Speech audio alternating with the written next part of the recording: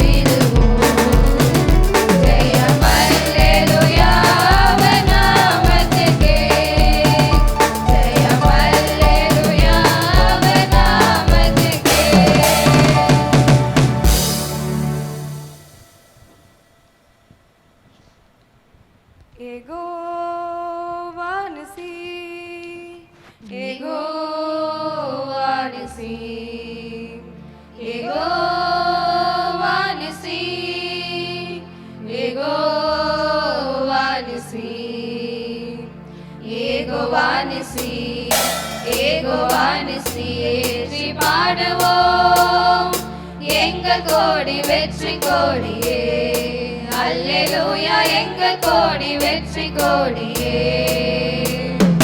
கர்த்தர் துணை நின்று யுத்தம் செய்வாரே கலங்கி நிற்க காரணங்கள் இல்லையே கைகளை கரத்தி நாம தாங்கியே கர்த்தர் இயேசு சத்யாவை நிற்கிறார் கர்த்தர் நல்ல யுத்த வீரரே கர்த்தர் நல்ல யுத்த வீரரே ஏகோவானிசி ஏகோவானிசி ஏகோவானிசி ஏகோவானிசி ஏகோவானிசி ஏகோவானிசி ஏற்றி பாடுவோம் எங்கள் கோடி வெற்றி கோடியே அல்லேலூயா எங்கள் கோடி வெற்றி கோடியே நமக்கு இருக்கும் இந்த பலன் போதுமே நாதனேசு அனுபவத்தால் போவமே பட்டயமோ புயபலமோ தேவையா பரமதேவ ஆவி நம்மில் இல்லையா ஜீவதேவ சேனை அல்லவா ஜீவதேவ சேனை அல்லவா ஏகோவானிசி ஏகோவானிசி ஏகோவானிசி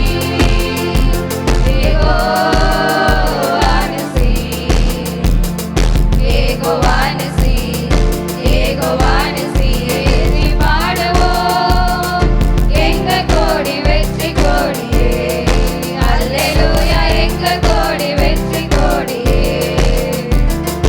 அல்லேலூயா தேவநாம வாழ்கவே அல்லேலூயா இயேசு ராஜா வருகவே அல்லேலூயா ஆவி புகழ் ஓங்கவே அல்லேலூயா தேவ படை வெல்கவே வாழ்க வாழ்க வாழ்க வாழ்கவே என்றும் வாழ்க வாழ்க வாழ்க வாழ்கவே ஏகோவானிசி ஏகோவானிசி ஏகோவானிசி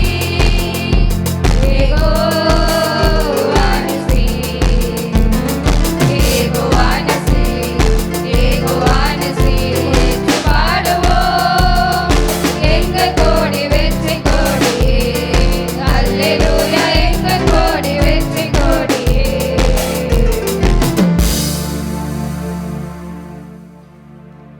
அல்லேலூயா எல்லாம் அப்படியே கண்களை மூடி கர்த்தரை நோக்கி கர்த்தாவே எல்லாரும் வாய்கள் தந்து ஸ்தோத்திரம் பண்ணுவோம் தகப்பனே உமக்கு ஸ்தோத்திரம் ஆண்டவரே ஸ்தோத்திரம் ஆண்டவரே ஸ்தோத்திரம் ஆண்டவரே அல்லேலூயா எல்லாம் நமக்கு சத்தம் கேட்கணும்னு நான் நினைக்கிறேன் எல்லாரும் வாய்களை திறந்து ஸ்தோத்திரம் பண்ணுங்க கர்த்தாவே ஸ்தோத்திரம் ஆண்டவரே ஸ்தோத்திரம் ஆண்டவரே எல்லாம் மைக் சத்தத்தெல்லாம் காட்டிலும் உங்கள் சத்தம் அதிகமாக கேட்கணும் நீங்கள் எல்லாம் கொஞ்சம் அப்படியே வாய்கள் திறந்து ஸ்தோத்திரம் பண்ணுங்க ஹல்லேலூயா ஹல்லேலூயா ஹல்லேலூயா ஹல்லேலூயா ஹல்லேலூயா இயேசுவே உமக்கு நன்றி ஆண்டவரே நன்றி ஆண்டவரே நன்றி ஆண்டவரே ஹல்லேலூயா ஜெயம் கொடுக்கும் தேவனுக்கு கோடி கோடி ஸ்தோத்திரம் வாழ்வளிக்கும் இயேசு ராஜாவுக்கு வானாலெல்லாம் ஸ்தோத்திரம் ஜெயம் கொடுக்கும் தேவனுக்கு கோடி கோடி ஸ்தோத்திரம் எல்லாம் கரங்களை ஆமென் வாழ்வளிக்கும் இயேசு ராஜாவுக்கு வானாலெல்லாம் ஸ்தோத்திரம் அல்லேலூயா அல்லேலூயா பாடுவேன் ஆனந்த துனியா உயர்த்துவேன் அல்லேலூயா அல்லேலூயா நம்ம எல்லாம் அப்படி பாட தெரிஞ்சவங்க நீங்களே பாடுங்க ஆமென் உயர்த்துவேன் ஜெயம் கோடி நல்ல கரங்களை தட்டி ஆமென் தேவனுக்கு கோடி மைக்கு சத்தத்தோட உங்கள் கரம் தட்டுறது அதிகமாக கேட்கணும். எல்லாம் நல்ல உற்சாகமாக கரங்களை தட்டி ஆமேன் ஆமேன் வாழ்நாள் எல்லாம் ஸ்தோத்திரம் ஜெயம் கொடுக்கும். யாருக்கெல்லாம் ஜெயம் வேணும்? அல்லேலூயா. ஆமென். கோடி கோடி ஸ்தோத்திரம் வாழ்வளிக்கும். ஆமென் வாழ்நாள் எல்லாம் ஸ்தோத்திரம் நீதியின் கரத்தினால் தாங்கி நடத்துவார். நீதியின் கரத்தினால் தாங்கி நடத்துவார். கர்த்தரே என் பலன் எதற்குமே அஞ்சிடேன். கர்த்தரே என் பலன் எதற்குமே அஞ்சிடேன். ஜெயம் கொடுக்கும் தேவனுக்கு வாழ்வளிக்கும் இயேசு ராஜாவுக்கு வாழ்நாள் எல்லாம் ஸ்தோத்திரம் ஜெயம் கொடுக்கும் தேவனுக்கு. நல்ல கரங்களை தட்டி எனக்கு ஜெயம் வேணுன்றவங்கள கரங்களை தட்டலாமா? இயேசு எனக்கு ஜெயம் தரணும். வாழ்நாள் எல்லாம் ஸ்தோத்திரம் அற்புதம் செய்பவர் அகிலம் படைத்தவர். அற்புதம் செய்பவர் படைத்தவர். யுத்தத்தில் வல்லவர் மீட்பர் ஜெயிக்கிறார். யுத்தத்தில் வல்லவர் மீட்பர் ஜெயிக்கிறார். ஜெயம் கொடுக்கும். ஆமென். உற்சாகமா எல்லாமே சத்தம். உங்க சத்தம் அதிகமா கேட்கணும். என் சத்தத்தை காட்டிலும் இந்த மைக்கு சத்தத்தை காட்டிலும் எல்லாம் நல்ல கரங்களை தட்டி உற்சாகமாய் ஆமென் ஆமென் ஆமென். வாழ்நாள் எல்லாம் ஸ்தோத்திரம் ஜெயம் கொடுக்கும். ஆமென். தேவனுக்கு கோடி கோடி ஸ்தோத்திரம் வாழ்வளிக்கும் இயேசு ராஜாவுக்கு வாழ்நாள் எல்லாம் ஸ்தோத்திரம் ஜெயம். நல்ல கரம் தாம் எல்லா கரம் எல்லாருக்கும் கரம் கொண்டு வந்துட்டோம். நல்ல கரங்களை தட்டி ஆமென் ஆமென். வாழ்வளிக்கும் இயேசு ராஜாவுக்கு வாழ்நாள் எல்லாம் ஸ்தோத்திரம். மறுபடியும் ஜெயம் கொடு. நல்ல கரங்கள் ஆமென். ஓ கோடி ஆமென். ஓ தேவனே வாழ். நல்ல உற்சாகமாய் அப்படியே அப்படியே நல்ல அப்படியே நல்ல கரங்களை தட்டி வாழ்நாள் எல்லாம் ஸ்தோத்திரம் ஜெயம் கொடுக்கும் தேவனுக்கு. தேவன் தான் உங்களுக்கு ஜெயம் தர முடியும். நல்ல கரங்களை தட்டி கத்தாவே நான் என் சுய பலத்தை நம்பல ஆண்டவரே. நான் நல்லா படிப்பேன்றதை நான் நம்பல ஆண்டவரே. எனக்கு நல்லா எழுத தெரியும் நான் நம்பல ஆண்டவரே. நீங்க தான் எனக்கு ஜெயம் தரணும்னு சொல்றவங்க ஜெயம் கொடுக்கும் தேவனுக்கு கோடி கோடி ஸ்தோத்திரம் இயேசு ராஜாவுக்கு வாழ்நாள் எல்லாம் ஸ்தோத்திரம். அற்புதம் செய்பவர் ஆமென் அகிலம் படைத்தவர். அற்புதம் செய்பவர் அகிலம் படைத்தவர். யுத்தத்தில் வல்லவர் மீட்பர் ஜெயிக்கிறார். யுத்தத்தில் வல்லவர் ஜெயிக்கிறார். ஜெயம் கொடுக்கும் தேவனுக்கு கோடி. முடியுமான எல்லாம் உங்க கரங்களை உயர்த்தி எல்லாம் கொஞ்சம் கரங்களை உயர்த்தலாமா? உங்க ரைட் ஹேண்டை கொஞ்சம் உயர்த்துங்க. உங்க வலது கரத்தை கொஞ்சம் உயர்த்தி ஆமென். எல்லாரும் எல்லாரும் ஆமென். ஜெயம் கொடுக்கும் கர்த்தாவே. சொல்லுங்க என் கரத்தை பலப்படுத்துங்க ஆண்டவரே. நான் இந்த கரத்தினால தான் எழுத போறேன் ஆண்டவரே. இந்த கரத்தை பலப்படுத்துங்க ஆண்டவரே. என் சுயபலத்தால நான் ஒன்றும் பண்ண முடியாதுப்பா. என்னால ஒன்றும் பண்ண முடியாது ஆண்டவரே. ஜெயம் கொடுக்கும் தேவனுக்கு கோடி கோடி ஸ்தோத்திரம்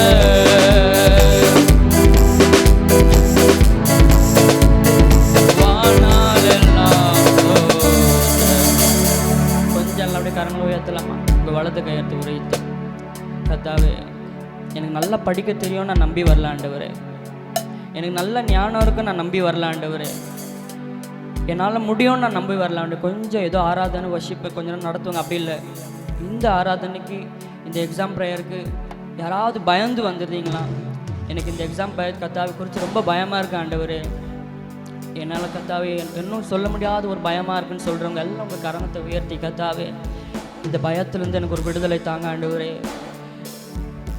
வசனம் இப்படியாய் சொல்லப்படுகிறது. பிலிப்பியர் 4ஆம் அதிகாரத்தில் 13ஆம் வசனம், என்னை பலப்படுத்துகிற கிறிஸ்துவினாலே எல்லாவற்றையும் செய்ய எனக்கு பலன் உண்டு.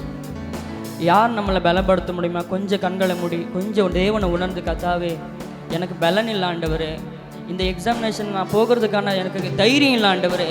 சிலர் தைரியம் இல்லாமல் கூட இந்த ஜெபத்துக்கு வந்திருக்கலாம். ஏதோ கூப்பிட்டாங்கன்னு சொல்லி நான் வந்தேன், எக்ஸாம் ப்ரேயர்னால வந்தேன் அப்படின்னு சொல்லியிருக்கலாம். எனக்கு தைரியம் இல்லை ஆண்டவரே என்று சொல்லி இந்த எக்ஸாம் ப்ரேயர் யாராவது வந்திருப்பீங்கன்னா உங்கள் கரத்தை உயர்த்தி, உங்கள் வலது கரத்தை உயர்த்தி கத்தாவே என்னை பலப்படுத்துங்க ஆண்டவரே. எல்லோரும் சொல்லாமல் உங்கள் சத்தம் கேட்கப்படட்டும். நீங்கள் சொல்லுங்கள், நீங்களும் வாயை தந்து சொல்லுங்கள். உங்களால் எழுத முடியும்னா யாரும் சொல்ல தேவையில்லை. இல்லை, நான் என்னை நம்பி இல்லை, நான் என்னுடைய ஞானத்தை நம்பி இல்லை, நான் என்னுடைய சூழ்நிலை நம்பி இல்லை, எப்படியாவது பாஸ் ஆகிடுவேன் அப்படின்னு நம்பி இல்லை. என்னை நீங்கள் தான் ஆண்டவரை பலப்படுத்தணும், என்னை நீங்கள் தான் ஆண்டவரை பலப்படுத்தணும். என்னை பலப்படுத்துகிற கிறிஸ்துவினாலே எல்லாவற்றும் செய்ய எனக்கு பலன் உண்டு. எல்லாம் கரங்களுக்கு எல்லாம் ஒரு சில கரங்கள் நல்லா நீட்டுங்க, நல்லா நீட்டுங்க. கர்த்தர் தான் உங்களுக்கு ஜெயம் தரணும். நம்முடைய வாழ்க்கையில் கர்த்தர் தான் ஒரு அற்புதத்தை செய்யணும் என்று விசுவாசிக்கிறவங்க எல்லாம் கரங்களை உயர்த்தி சொல்லுங்கள், கர்த்தாவே நீங்கள் தான் ஆண்டவர் என் வாழ்க்கையில் ஒரு அற்புதம் செய்யணும். இதுதான் ஆண்டவர் எனக்கு ஒரு டேர்னிங் பாயிண்ட்டு.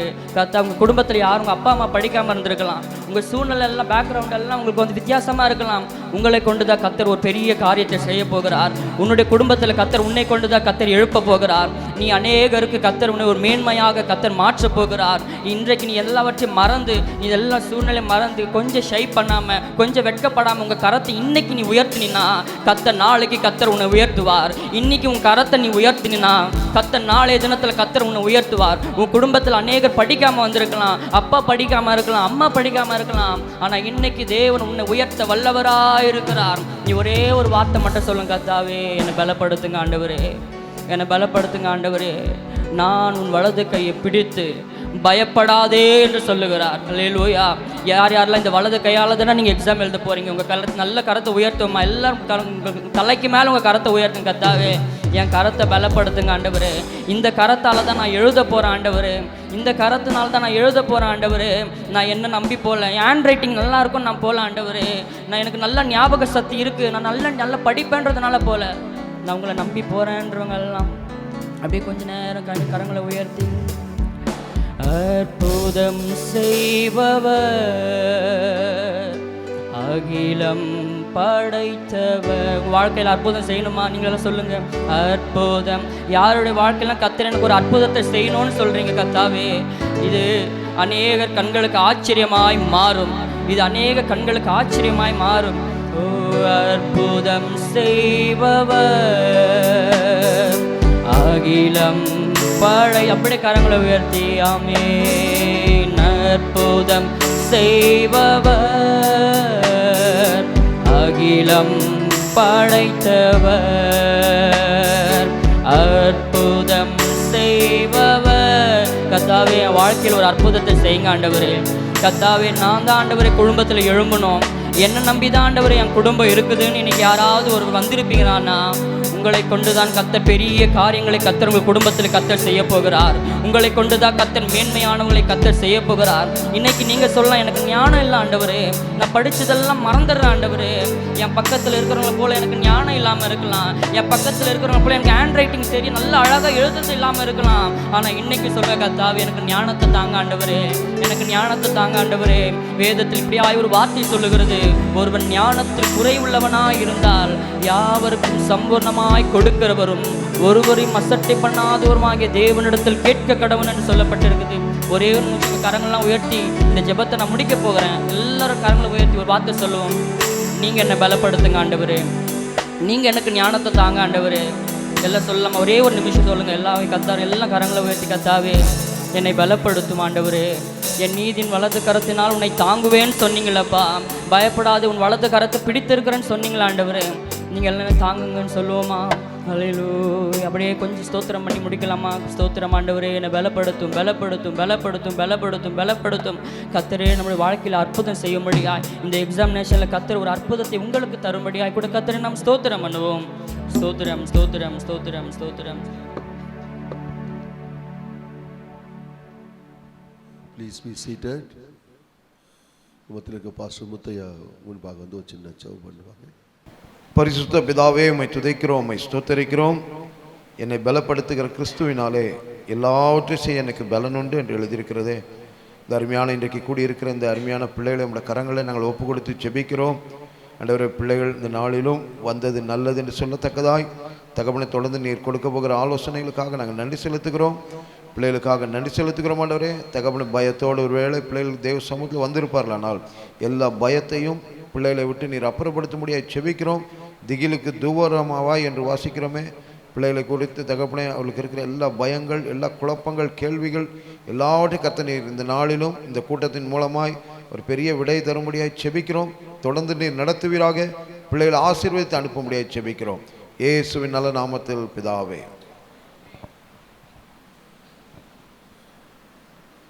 நம்மத்திலே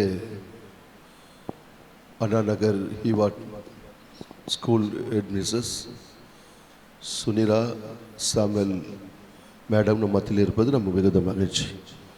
ஆண்டவர் இயேசு நாமத்தினாலே நாங்கள் அவரை வரவேற்கிறோம். மேடம் வந்து இன்றைக்கி ஒரு நல்ல கவுன்சிலிங் உங்களுக்கு கொடுக்க போகிறாங்க. பிஃபோர் தட் ஒரு ஃபியூ வேர்ட்ஸ், ஒரு 5 minutes தம்பி ஜான், ஒன்லி 5 minutes ஒரு சில வார்த்தைகளை சொல்வார். பிறகு உங்களுக்கு முழு கவுன்சிலிங்கும் மேடம் கொடுப்பாங்க.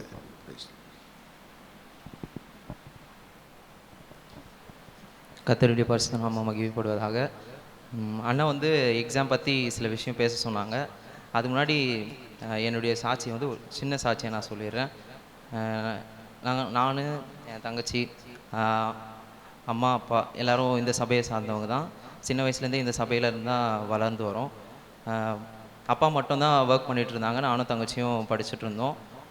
கர்த்தருடைய பெரிதான கிருபையினால் 10th பாஸ் பண்ண தேவன் கிருபை பாராட்டினார். அதிலும் நல்ல மார்க் எடுத்து பாஸ் பண்ண தேவன் உதவி செய்தார். அந்த 10th நல்ல மார்க் எடுத்து பாஸ் பண்ணதுனால எங்கள் ஸ்கூலில் இருந்த ஒரு மிஸ் மூலயமா 11th 12th வந்து ஸ்காலர்ஷிப் மூலமாக படிக்க தேவன் கிருபை பாராட்டினார். அதை படித்து முடிச்சு 12th நல்ல மார்க் ஸ்கோர் பண்ணேன். நான் கடைசி டைம் தான் எஃபர்ட் போட்டு படித்தேன். அதை 3 months எஃபர்ட் போட்டு படித்து நல்ல மார்க் எடுக்க தேவன் கிருபை செய்தார். அதுக்கப்புறம் காலேஜ் போயிட்டு காலேஜ் படிச்சுட்டு ஒரு டிகிரி முடிச்சுட்டு அடுத்து என்ன பண்ணுறதுன்னு தெரியாமல் இருக்கும் பொழுது சரி டீச்சிங் லைன் போகலாம். ஏன்னா அந்த 3 years நான் வந்து பார்ட் டைமாக டியூஷனில் ஒர்க் பண்ணிகிட்டு இருந்தேன். டீச்சிங் லைன் போகலாம் அப்படின்னு சொல்லிட்டு அங்கே அப்ளை பண்ணிவிட்டு 2 years டீச்சிங் அந்த பிஎட் கோர்ஸ் முடிச்சுட்டு அடுத்த இயரே வந்து தேவன் வந்து ஒரு ஸ்கூலில் ஜாயின் பண்ண மாதிரி கிருபை செய்தார். அதே ஸ்கூலில் 3 years ஒர்க் பண்ண தேவன் கிருபை பாராட்டினார். கடந்த ஆண்டு கூட தேவனுடைய பெரிதான கிருபையினால் அதை நான் நினச்சே பார்க்கல. அதை நான் இன்னும் எங்கேயுமே சாட்சியாக நான் சொல்லவே இல்லை. அதை நான் கண்டிப்பாக சொல்லியிருக்கணும், நான் சாட்சியாக சொல்லவே இல்லை. இந்த டைமில் கூட நான் சொல்கிறேன், பெரிதான கிருபையினால் கடந்த ஆண்டு கூட ஒரு டியூஷன் சென்டர் ஸ்டார்ட் பண்ண மாதிரி தேவன் கிருபை பாராட்டினார். ஸ்டார்ட் பண்ணது மட்டும் இல்லாமல் எனக்கு ஸ்டார்ட் பண்ண மட்டும்தான் இதுவாக இருந்துச்சு. ஆனால் பசங்களாம் வந்து சேர்ந்தது வந்து ஏசப்பாவோட பெரிதான கிருபை. ஒரு நாளும் நான் டியூஷன் முடிச்சுட்டு வரும்பொழுது எனக்கு ஒன்று தோணும், இதுக்கு நம்ம தகுதியே இல்லை, தேவன் வந்து பெரிதான கிருபையினால் நம்மளுக்கு கொடுத்தாங்க, இதை வந்து நம்ம ஒழுங்காக பார்த்துக்கணும் அப்படின்ற ஒரு எண்ணம் வந்து என் மனசில் எப்போவுமே இருக்கும். அது பசங்களுக்கும் பிரயோஜனப்படுத்திக்கணும் அப்படின்னு சொல்லிட்டு தான் நான் டியூஷன் சென்டர் வந்து நடத்திட்டுருக்கேன். அதுக்கப்புறமா இந்த எக்ஸாம் பற்றி சொல்லும்பொழுது நான் ஒரு 3 விஷயத்த மட்டும் உங்களுக்கு சொல்ல ஆசைப்பட்றேன். ஃபஸ்ட்டு வந்து ப்ரேயர். எதை செஞ்சாலும் வந்து கர்த்தரை முன்னிட்டு செஞ்சோன்னா நம்மளுக்கு கண்டிப்பாக வெற்றி கிடைக்கும். ஃபஸ்ட்டு விஷயம் வந்து ப்ரே ஃபார் அண்டர்ஸ்டாண்டிங். நம்ம படிக்கிற காரியத்தில் நம்ம அண்டர்ஸ்டாண்ட் பண்ணிட்டோன்னா அது ரொம்ப ஈஸியாக இருக்கும். அதுக்காக ப்ரேயர் பண்ணுங்கள். செகண்ட் விஷயம் வந்து ப்ரே ஃபார் ரீகாலிங். நம்ம என்ன படித்தோமோ அதை ரீகால் பண்ணணும், கரெக்டாக அந்த டைமுக்கு நம்மளுக்கு அது ஞாபகம் வரணும், அதுக்காக ப்ரேயர் பண்ணுங்கள். மூணாவது விஷயம் வந்து pray for the wisdom to right. நம்ம படித்த காரியத்தை கரெக்டாக பேப்பரில் எழுத, அதுக்காக 3 விஷயத்துக்காக ப்ரேயர் பண்ணுங்கள். ரெண்டாவது விஷயம் வந்து ப்ரிப்பரேஷன். இது ரொம்ப முக்கியம். எது வந்து பெஸ்ட்டு ப்ரிப்பரேஷன் கேட்டிங்கன்னா ப்ரிப்பேர் ஏர்லியாக ப்ரிப்பேர் பண்ணுறது தான் ஒரு பெஸ்ட்டான ப்ரிப்பரேஷன். ஏன்னா ஏர்லியாக நம்ம ப்ரிப்பேர் பண்ணும்பொழுது நம்மளுக்கு இருக்கிற பயம் போயிடும்.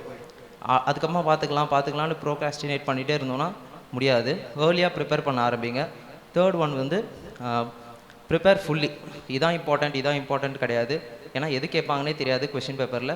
ஸோ நீங்கள் வந்து எல்லாமே ப்ரிப்பேர் பண்ணிட்டீங்கன்னா, ஃபுல்லாக ப்ரிப்பேர் பண்ணிட்டீங்கன்னா உங்களுக்கு எக்ஸாம் எழுதுறதுக்கு வந்து ஈஸியாக இருக்கும். ஏன்னா கடைசி டைமில் நீங்கள் படித்த கொஷின் வராமல் போயிடுச்சுன்னா அங்கே உங்களுக்கு ஸ்டக் ஆகிடும். ஸோ எல்லாத்தையும் ஒரு வாட்டி நீங்கள் படிச்சிட்டிங்கன்னா ஃபுல்லாக ப்ரிப்பேர் பண்ணிட்டீங்கன்னா எக்ஸாம் வந்து எழுதுறது வந்து ஈஸியாக இருக்கும். ஸோ லாஸ்ட்டாக வந்து ப்ரெசன்டேஷன். ஸோ நீங்கள் ப்ரெசென்ட் பண்ணும்போது பேப்பர் ப்ரெசென்ட் பண்ணும்பொழுது நீட்டாக ப்ரெசென்ட் பண்ணணும். ஏன்னா கரெக்ஷன் பண்ணுறவங்களுக்கு நீங்கள் யார் எப்படி படிப்பீங்க அப்படிலாம் தெரியாது. ஜஸ்ட் அவங்களுக்கு வந்து உங்கள் பேப்பரோட ப்ரெசன்டேஷன் பார்த்து தான் அவங்க முடிவு பண்ணுவாங்க யார் இந்த ஸ்டூடெண்ட் அப்படின்றது. ஸோ கரெக்டாக ப்ரெசென்ட் பண்ணிங்கன்னா அவங்க கரெக்ட் பண்ணுறவங்களுக்கு ஒரு நல்ல இமேஜ் வந்து உங்கள் மேலே ஃபார்ம் ஆகும். ஸோ அவ்வளோதான். Thank you. Thank you brother. Sister Jaishree, please come forward. She is going to tell about few words about dear madam. Then we will hand over this meeting to us. கர்த்தருடைய பரிசுத்த நாமத்துக்கு ஸ்தோத்திரம். ஒரு 5 இயர்ஸ்க்கு முன்னாடி அண்ணாநகர் ஈவாட் ஸ்கூலில் வந்து நான் ஒர்க் பண்ணிகிட்டு இருந்தேன். இங்கேருந்து நம்ம ஸ்டீஃபன் அண்ணா தான் அந்த ஸ்கூலுக்கு கொண்டு போய் என்னை விட்டாங்க. ஃபஸ்ட்டு விருப்பம் இல்லாமல் தான் அந்த ஸ்கூலுக்கு நான் போனேன். ஏன்னா வந்து அவங்க போகும்போதே சொன்னாங்க, அண்ணா சொன்னாங்க, அங்கே எல்லாருமே வந்து சிஎஸ்ஐ டீச்சர்ஸாக இருக்காங்க, அதனால் நம்மளை வந்து எப்படி அக்செப்ட் பண்ணுவாங்கன்னு தெரியாது, நம்ம ஜுவல்ஸ்லாம் போடாமல் இருக்கிறதுனால நீ கொஞ்சம் உன்னை மாற்றிக்கணும் அப்படின்னு சொன்னார். அப்படிலாம் சொன்னதும் எனக்கு கொஞ்சம் கூட விருப்பமே இல்லை. மேம்க்கே தெரியுமான்னு தெரியாது. ஒரு 1 வீக் வரைக்கும் மேம் வந்து என்கிட்ட எதுவுமே பேச மாட்டாங்க. நான் காலையில் போவேன், குட் மார்னிங் மேம் சொல்லுவேன், அவங்களும் குட் மார்னிங் சொல்லுவாங்க. ஈவினிங் வரும்போது கிளம்புற மேம்னா ஓகே அப்படின்வாங்க. என் பேர் கூட அவங்க கேட்டது கிடையாது. எனக்கு ரொம்ப கஷ்டமாக இருக்கும். ஏன்னா நான் இது வரைக்கும் அப்படி ஒரு ஜாபில் ஒர்க் பண்ணது கிடையாது. பிபிஓவில் இருந்ததுனால எனக்கு வந்து அங்கே ஃப்ரெண்ட்ஸ் எல்லாருமே ஏஜில் இருப்பாங்க. அங்கே போனால் எல்லாருமே கொஞ்சம் பெரியவங்களாக இருக்கிறாங்க. கொஞ்சம் பயமாக தான் இருக்கும். ஒரு இன்சிடெண்ட் ஒன்று மேம் கிட்ட ரொம்ப அட்மையர் பண்ண விஷயம் என்ன அப்படின்னா, எங்கள் ஸ்கூலில் நான் போய் ஒரு 2 வீக்ஸில் வந்து ஸ்கூல் ஆஃபீஸ் ரூம் வந்து எரிஞ்சு போயிடுச்சு. அப்போ வந்து மேம் வந்து கொஞ்சம் கூட பதட்டமே படலை, அப்படியே அமைதியாக வந்து என்ன சொன்னாங்கன்னா, எங்களுக்கெலாம் அது பயமாக இருந்தது. மேம் என்ன சொன்னாங்க அப்படின்னா, மகிதாஸ் அண்ணன் ஒரு அண்ணன் இருப்பார், மகிதாஸ் சேர் போடுங்க கிரவுண்டில் அப்படின்னு சொன்னாங்க. எல்லோரும் சேர் போட்டதும் அவங்க என்ன சொன்னாங்க, எல்லோரும் சத்தமாக வந்து கை தட்டி நன்றி பாட்டு பாடுங்க, தேங்க்ஸ் பாட்டு பாடுங்க அப்படின்னு. நான் கொஞ்சம் யோசித்தேன், என்னடா இது எரிஞ்சு போயின்னு இருக்கு, ஃபயர் ஸ்டேஷன்லேருந்து எல்லோரும் வந்து எல்லாம் பண்ணிட்டு இருக்காங்க. மேம் சொன்னாங்க கை தட்டி நல்லா நன்றி பாட்டு பாடுங்க அப்படின்னாங்க. நாங்களும் எல்லா டீச்சர்ஸும் உட்காந்து சத்தமாக நன்றி பாட்டு கிரவுண்டில் பாடணும். அப்போ மேம் சொன்னாங்க, இது ஒரு 1/2 ஹவருக்கு லேட்டாக நடந்திருந்தால் நம்ம தான் அது உள்ளே இருந்திருப்போம், ஸ்கூல் ஸ்டார்ட் ஆகிட்டு இருந்திருக்கும், எல்லாமே எரிஞ்சு போயிருப்போம், நம்மளும் அதில் வந்து ஏதாவது ஒரு ஆக்சிடெண்ட் நடந்திருக்கும். கர்த்தர் வந்து அதுலேருந்து நம்மளை காப்பாற்றினால. நிச்சயமாக நான் வந்து யாரையுமே அந்த மாதிரி பேசுவாங்க சொல்லுவாங்க, ஆனால் அதை லைவாக அந்த இடத்துல நான் பார்க்கும்பொழுது அப்போ வந்து நிறைய காரியத்தை வந்து இது மாதிரி நிறைய சொல்லிகிட்டே போகலாம். ஷெமு அவங்க பையன் ஹாஸ்பிட்டலில் இருந்தாங்க, பிழைக்கவே மாட்டாங்க, 24 hours தான் டைம் அப்படின்னு கொடுத்துருந்தாங்க. அதுலேயும் மேம் வந்து பார்த்திங்கன்னா அந்த 24 days கழித்து ஸ்கூலுக்கு ரெகுலராக வருவாங்க. ஒரு நாள் கூட யார் முன்னாடியும் நம்மளா இருந்தால் நிச்சயமாக நான் இருந்தேன்னா வீட்டுக்கே ஹாஸ்பிட்டல் வாசலை விட்டே வந்திருக்க மாட்டேன். அவங்க வந்து உக்காந்து ஒரு டீச்சர்கிட்ட கூட அவங்க அழுது நான் பார்க்கவே இல்லை. விசுவாசமாக ஜோம் பண்ணலாம் அப்படின்னு சொன்னாங்க.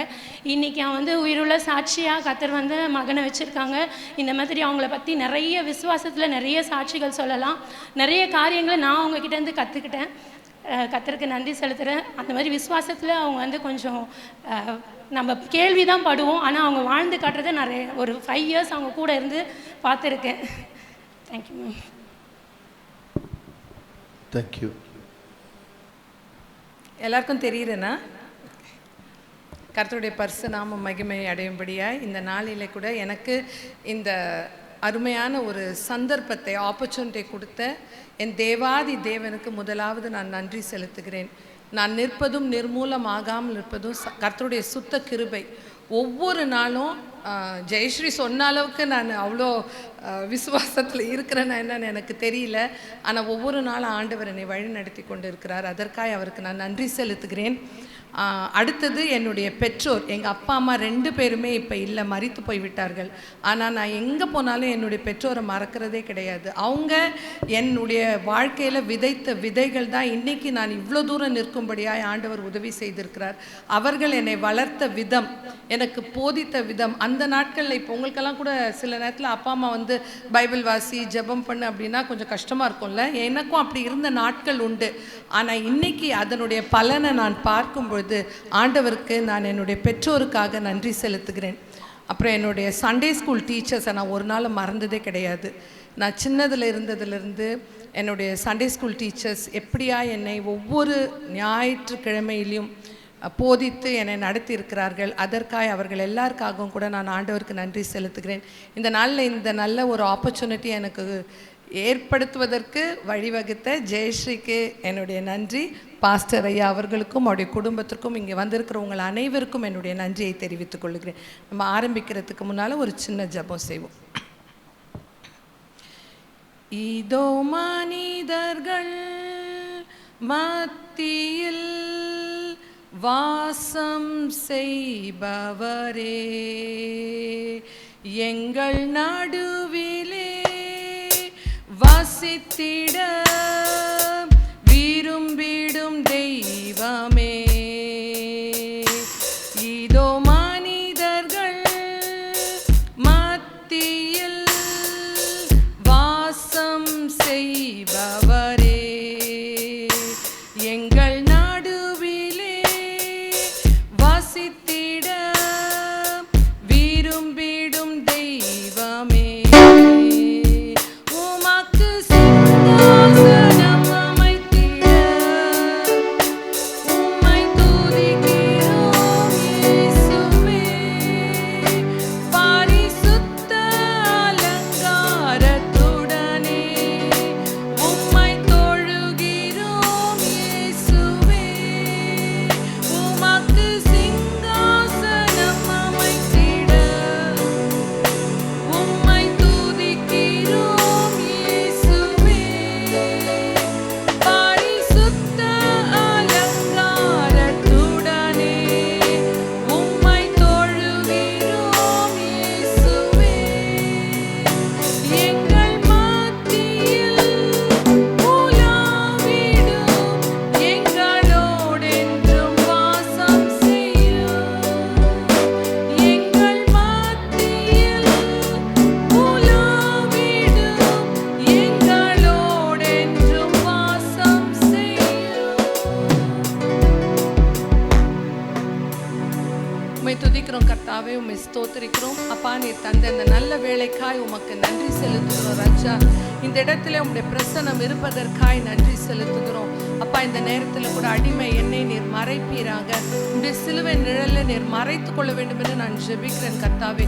என்னில் ஒன்றுமில்லை ஆண்டவரே. ஆண்டவரே, நான் நிற்பது உம்முடைய கிருபை கர்த்தாவே, அதற்காக உமக்கு நன்றி செலுத்துகிறேன். நீர் ஆண்டவரே இந்த நேரத்தில் என் வாயின் வார்த்தையினோடு இருப்பீராக ராஜா.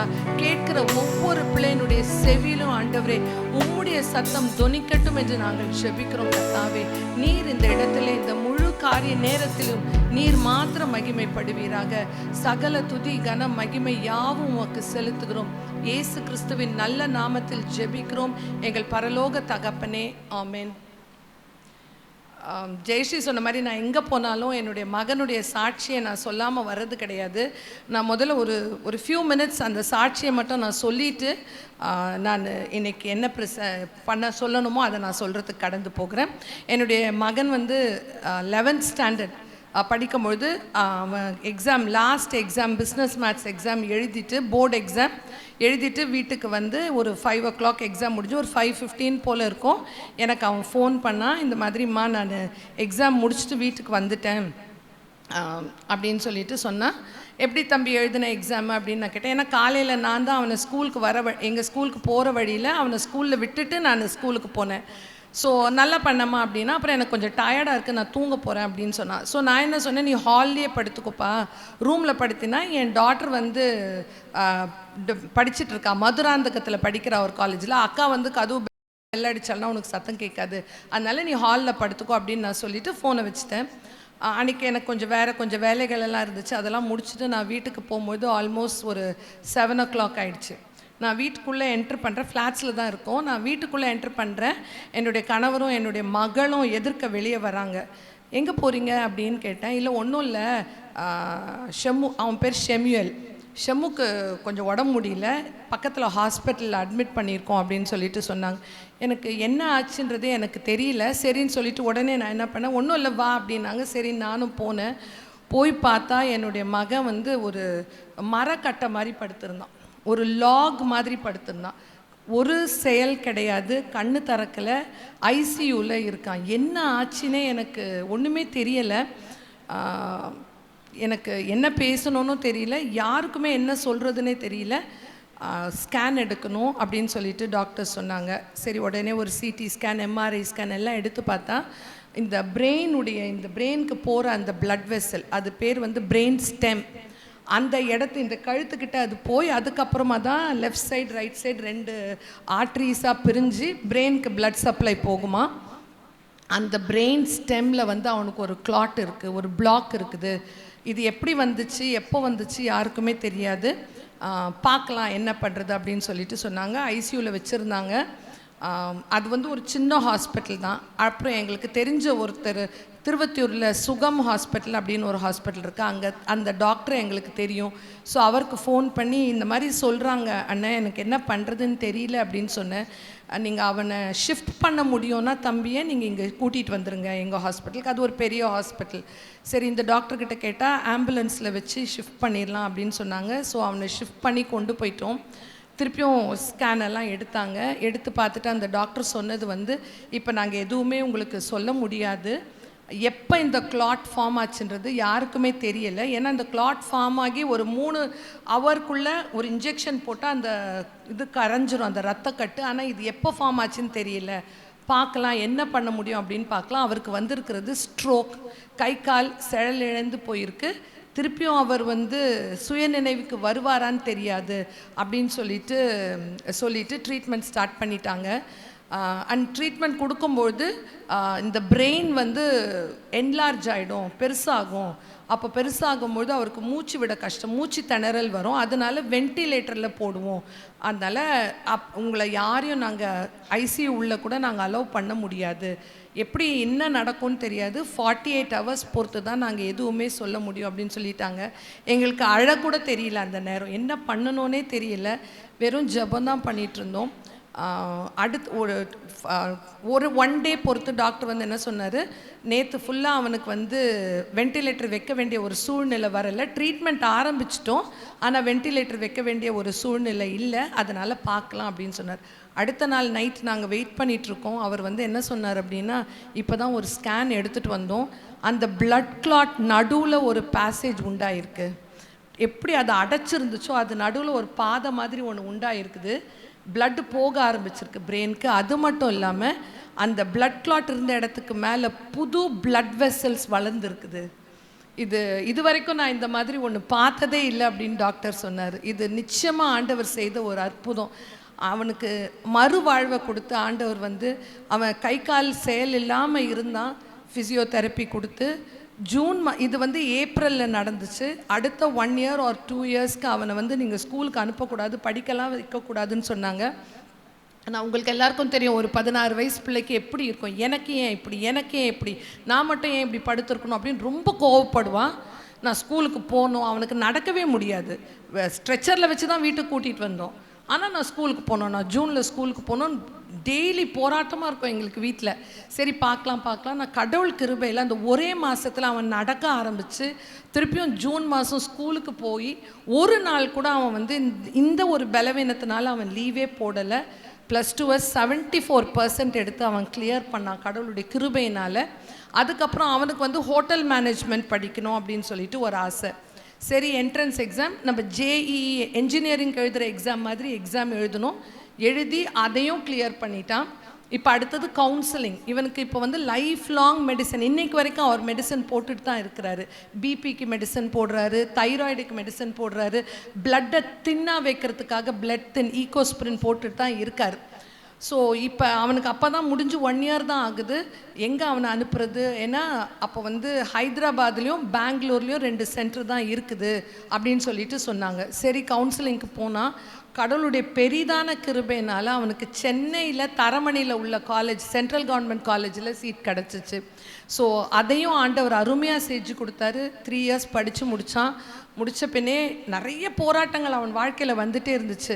கடவுளுடைய கிருபையினால் நியூசிலாண்டில் அவன் மாஸ்டர்ஸ் முடிச்சுட்டு இப்போ நியூசிலாண்டில் கரண்ட்டாக ஒர்க் பண்ணிகிட்ருக்கான். அவன் இந்த நாளில் அவன் உயிரோடு இருக்கிறான் அப்படின்னா அது கடவுளுடைய சுத்த கிருபை தான். இவ்வளோ அருமையாய் அற்புதமாக என்னுடைய குடும்பத்தை நடத்தி வந்த என் தேவாதி தேவனுக்கு நான் நன்றி செலுத்துக்கிறேன். இப்படி நான் சொல்லிக்கிட்டே போனேன்னா எனக்கு இந்த நாளே பத்தாது. அந்த அளவுக்கு ஆண்டவர் வந்து அற்புதமான பிரச்சனைகள் இல்லாத நாளே கிடையாது. வீட்டிலையும் சரி, ஸ்கூல்லையும் சரி, ஒவ்வொரு நாளும் ஒவ்வொரு விதமான பிரச்சனை. ஆனால் கடவுளுடைய கிருபையினால் இந்த நாளில் நிற்கும்படியாய் ஆண்டவர் உதவி செய்திருக்கிறார். அதவருடைய சுத்த கிருபை. அதற்காக ஆண்டவருக்கு நான் நன்றி செலுத்துகிறேன். இப்போ இங்கே நிறைய பேர் வந்திருக்கீங்க. எத்தனை பேர் போர்டு எக்ஸாம் எழுத போகிறீங்க? 10th ஸ்டாண்டர்ட் கொஞ்சம் கை தூக்குங்க பார்ப்போம். அப்படியே ரொம்ப இதுவாக உட்காந்துருக்கீங்களே, வெரி குட். 12th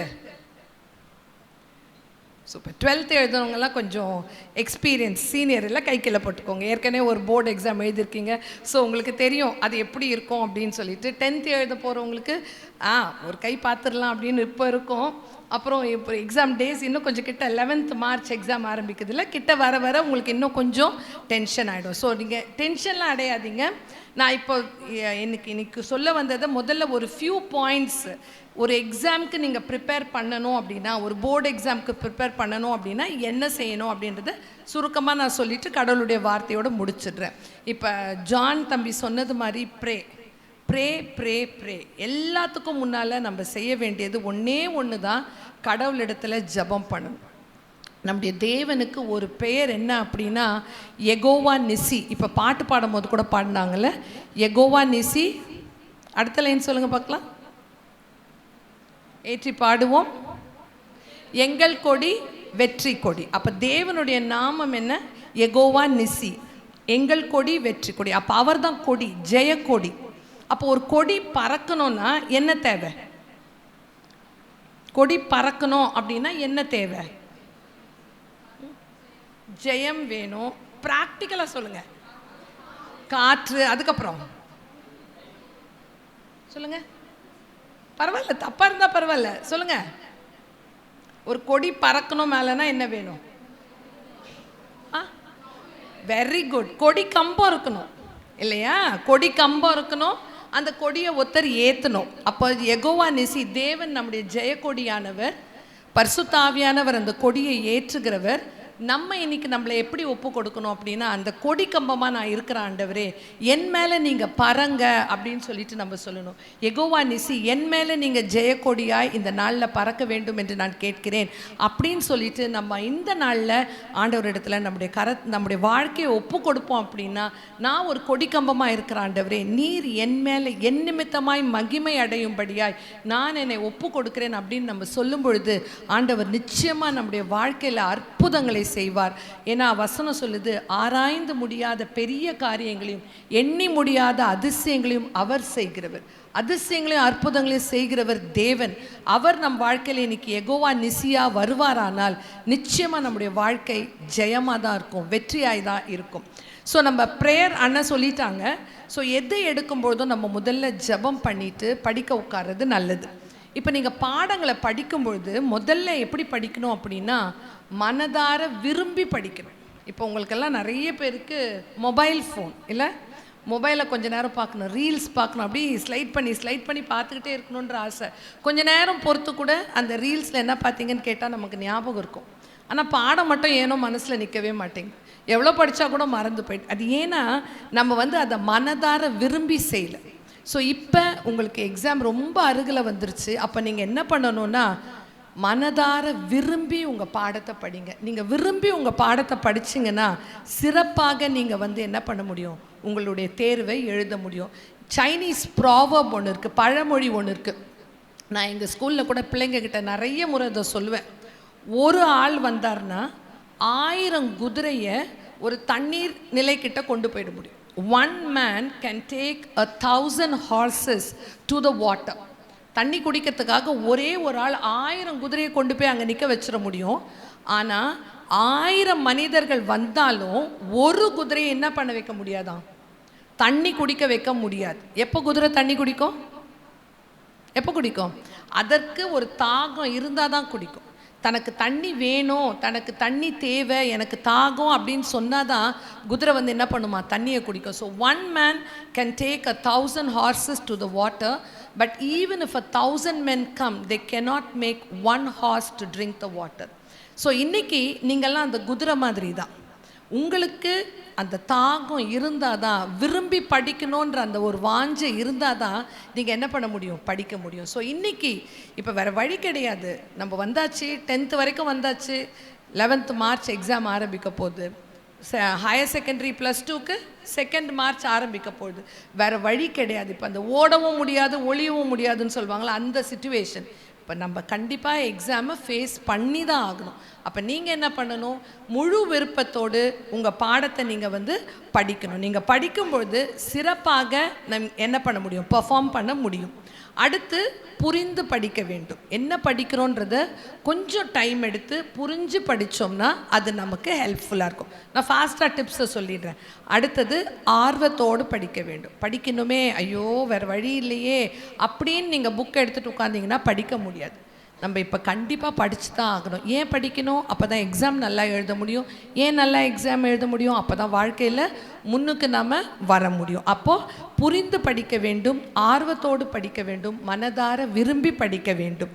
இந்த நாட்களில் இப்போ இன்னும் கொஞ்சம் நாட்கள் தான் இருக்குது. இப்போ போய் ஃப்ரெண்ட்ஸோடு சேர்ந்துட்டு பைக்கில் போகிறேன், நான் போய் புதுசாக ஒரு கேம் கற்றுக்க போகிறேன், இல்லைனா ஒரு புது டிஷ் சமையல் பண்ணி பார்க்க போகிறேன் எப்படி இருக்குது அப்படின்னு சொல்லிட்டு எந்த விதமான மனதை திசை திருப்பக்கூடிய காரியங்களிலும் இப்போ நீங்கள் என்ன பண்ணக்கூடாது? உங்களை ஈடுபடுத்தி கொள்ளக்கூடாது. அண்ட் இப்போ முக்கியமாக ஃப்ரெண்ட்ஸோட டைம் ஸ்பெண்ட் பண்ணுறத கொஞ்சம் குறைச்சிக்கணும். ஃப்ரெண்ட்ஸ், ரிலேட்டிவ்ஸ், அப்புறம் ஃபேமிலி ப்ரோக்ராம், இந்த ஃபங்க்ஷனுக்கு போகணும், அந்த ஃபங்க்ஷனுக்கு போகணும். எக்ஸாம் அன்றைக்கி எங்கள் ஸ்கூலில் இருக்காங்க, எக்ஸாம் அன்றைக்கி லீவ். என்னென்னா கல்யாணத்துக்கு கூட்டிகிட்டு போயிட்டோம், அப்பா அம்மாவே வந்து சொல்கிறாங்க இன்றைக்கி கல்யாணத்துக்கு போயிட்டோம், அதனால் என் பிள்ளையால் இன்றைக்கி வர முடியல. இதெல்லாம் கொஞ்சம் நீங்கள் ஒதுக்கி வச்சுட்டிங்கன்னா உங்களுக்கு வந்து அந்த கான்சன்ட்ரேஷன் வந்து என்ன ஆகாது? டிஸ்ட்ராக்ட் ஆகாமல் இருக்கும். அப்புறம் இப்போ வந்து நமக்கு முக்கியமானது நேரம். ரொம்ப நாட்கள் இல்லை. இந்த நேரம் அப்படின்றது காலம் எதை போன்றது? காலம் பொன் போன்றது. அது இந்த காலத்துக்கு தான் ரொம்ப பொருந்தும். நீங்கள் நிறைய பேர் ஜுவல்ஸ் இல்லாமல் இருக்கிறீங்க, நகை போடுறவங்க, நகை வாங்குறவங்க கேட்டால் இன்றைக்கி ஒரு சவரன் என்ன விலை? 1 lakh தாண்டிடுச்சு. போன ஃபெப்ரவரியில் என் மகளுக்கு கல்யாணம், அப்போ நாங்கள் வாங்கும் போது 70,000. இந்த ஃபெப்ரவரியில் எவ்வளோ? அது 1.5 லட்சம். அப்போது காலம் பொன் போன்றது. பொண்ணுடைய விலை அப்படி இன்க்ரீஸ் ஆகிட்டே போகுது. அதே மாதிரி தான் காலம். அப்போ நம்ம டைம் என்ன பண்ணக்கூடாது? வேஸ்ட் பண்ணவே கூடாது. இந்த நாட்களை நம்ம கருத்தாக நம்ம என்ன பண்ணணும்? படிக்கணும். அட்லீஸ்ட் ஒரு நாளைக்கு 3 ஹவராவது நம்ம படிக்கணும். அட்லீஸ்ட் மினிமம் 3 ஹவர்ஸாவது நம்ம என்ன பண்ணணும்? படிக்கணும். படிக்கிறதுக்கு படி படி படி படின்னு சொல்லிகிட்டே இருப்பாங்க. வீட்டில் அப்பா அம்மா சொல்லுவாங்க, ஸ்கூலில் போனால் டீச்சர்ஸும் அதே தான் சொல்லுவாங்க, படி படி, டைமை வேஸ்ட் பண்ணாத, பேசாத, படி படி படி. அப்போ என்னத்தை படிக்கிறது? எப்படி படிக்கிறது? முதல்ல ஒரு டைம் டேபிள் மாதிரி ஒன்று போட்டுக்கோங்க, ஒரு பிளான் பண்ணிக்கோங்க. ஜஸ்ட் லைக் தட் ஒரே புக்கை ஒரு சாயங்காலம் ஃபுல்லாக நீங்கள் கையில் வச்சு படிச்சுட்டு இருந்தீங்கன்னா கொஞ்ச நேரத்துக்கு அப்புறம் நமக்கு அதில் என்ன படிக்கிறோன்றதே தெரியாது. ஸோ நீங்கள் ஒரு டைம் டேபிள் மாதிரி போட்டுட்டு ஃபஸ்ட்டு 1 hour 10th இருந்தால் இங்கிலீஷ் படிக்கணும், இல்லைனா தமிழ் படிக்கணும், இல்லைனா சோஷியல் படிக்கணும், அப்படி வச்சுக்கோங்க. ஹையர் செகண்டரியாக இருந்தால் ஃபஸ்ட்டு 1 hour காமர்ஸ் குரூப்னால் காமர்ஸ் படிக்கணும், அக்கௌண்டன்சி படிக்கணும். அப்படி நீங்கள் ஒரு பிளான் பண்ணிட்டீங்கன்னா சாயங்காலம் 6 மணிக்கு புக் எடுத்தோன்னா 9 மணி வரைக்கும் படிக்கணும். அப்போ 6லேருந்து 7 என்ன படிக்கணும், 7லேருந்து 8 என்ன படிக்கணும், 8லேருந்து 9 என்ன படிக்கணும், அப்படின்னு நீங்கள் ஒரு டைம் டேபிள் மாதிரி ஒரு பிளான் போட்டு வச்சிட்டிங்கன்னா உங்களுக்கு வந்து அது ரொம்ப ஈஸியாக இருக்கும். அப்போ படிக்க உட்காரத்துக்கு முன்னால் என்னெல்லாம் தேவைப்படும் படிக்கிறதுக்கு? உங்கள் டெக்ஸ்ட் புக் தேவைப்படும், கிளாஸ் ஒர்க் தேவைப்படும், அதுக்கப்புறம் எழுதி பார்க்குறதுக்கு ஒரு நோட்டு தேவைப்படும், அப்புறம் நீங்கள் கைடு வச்சுருந்தீங்கன்னா இப்போ வந்து ஸ்டடி மெட்டீரியல்னு கொடுக்குறாங்க. என்னெல்லாம் உங்களுக்கு அந்த பாடங்களுக்கு படிக்கிறதுக்கு தேவையோ அதை வச்சுக்கணும். இல்லைன்னா என்ன பண்ணுவோம்? புக்கை எடுத்தோன்னே ஐயோ ஸ்டடி மெட்டீரியல் அங்கே இருக்குதே, எந்திரிச்சு ஸ்டடி மெட்டீரியல் எடுக்க போயிட்டு வரும். திருப்பி கொஞ்சம் பார்த்தா ஐயோ கைடு அங்கே இருக்கே எந்திரிச்சு போகணும். இதெல்லாம் டிஸ்ட்ராக்ஷன். ஸோ என்னெல்லாம் நமக்கு வேணுமோ அதெல்லாம் ஒரே இடத்துல வச்சுக்கிட்டோம்னா அது நமக்கு படிக்கிறதுக்கு ரொம்ப ஈஸியாக இருக்கும். படிக்கிறது மட்டும் இல்லாமல் இந்த நாட்களில் ரெஸ்ட்டும் தேவை, இளைப்பாறுதல் வேணும். Rest for the body, mind and the soul. So நம்ம வந்து எந்நேரம் சில பிள்ளைங்க பண்ணுவாங்க, நைட்டெல்லாம் படிச்சுட்டு அடுத்த நாள் காலையில் எந்திரிச்சு கூட ஸ்கூலுக்கு வர முடியாது, எக்ஸாம் சென்டருக்கே வர முடியாது.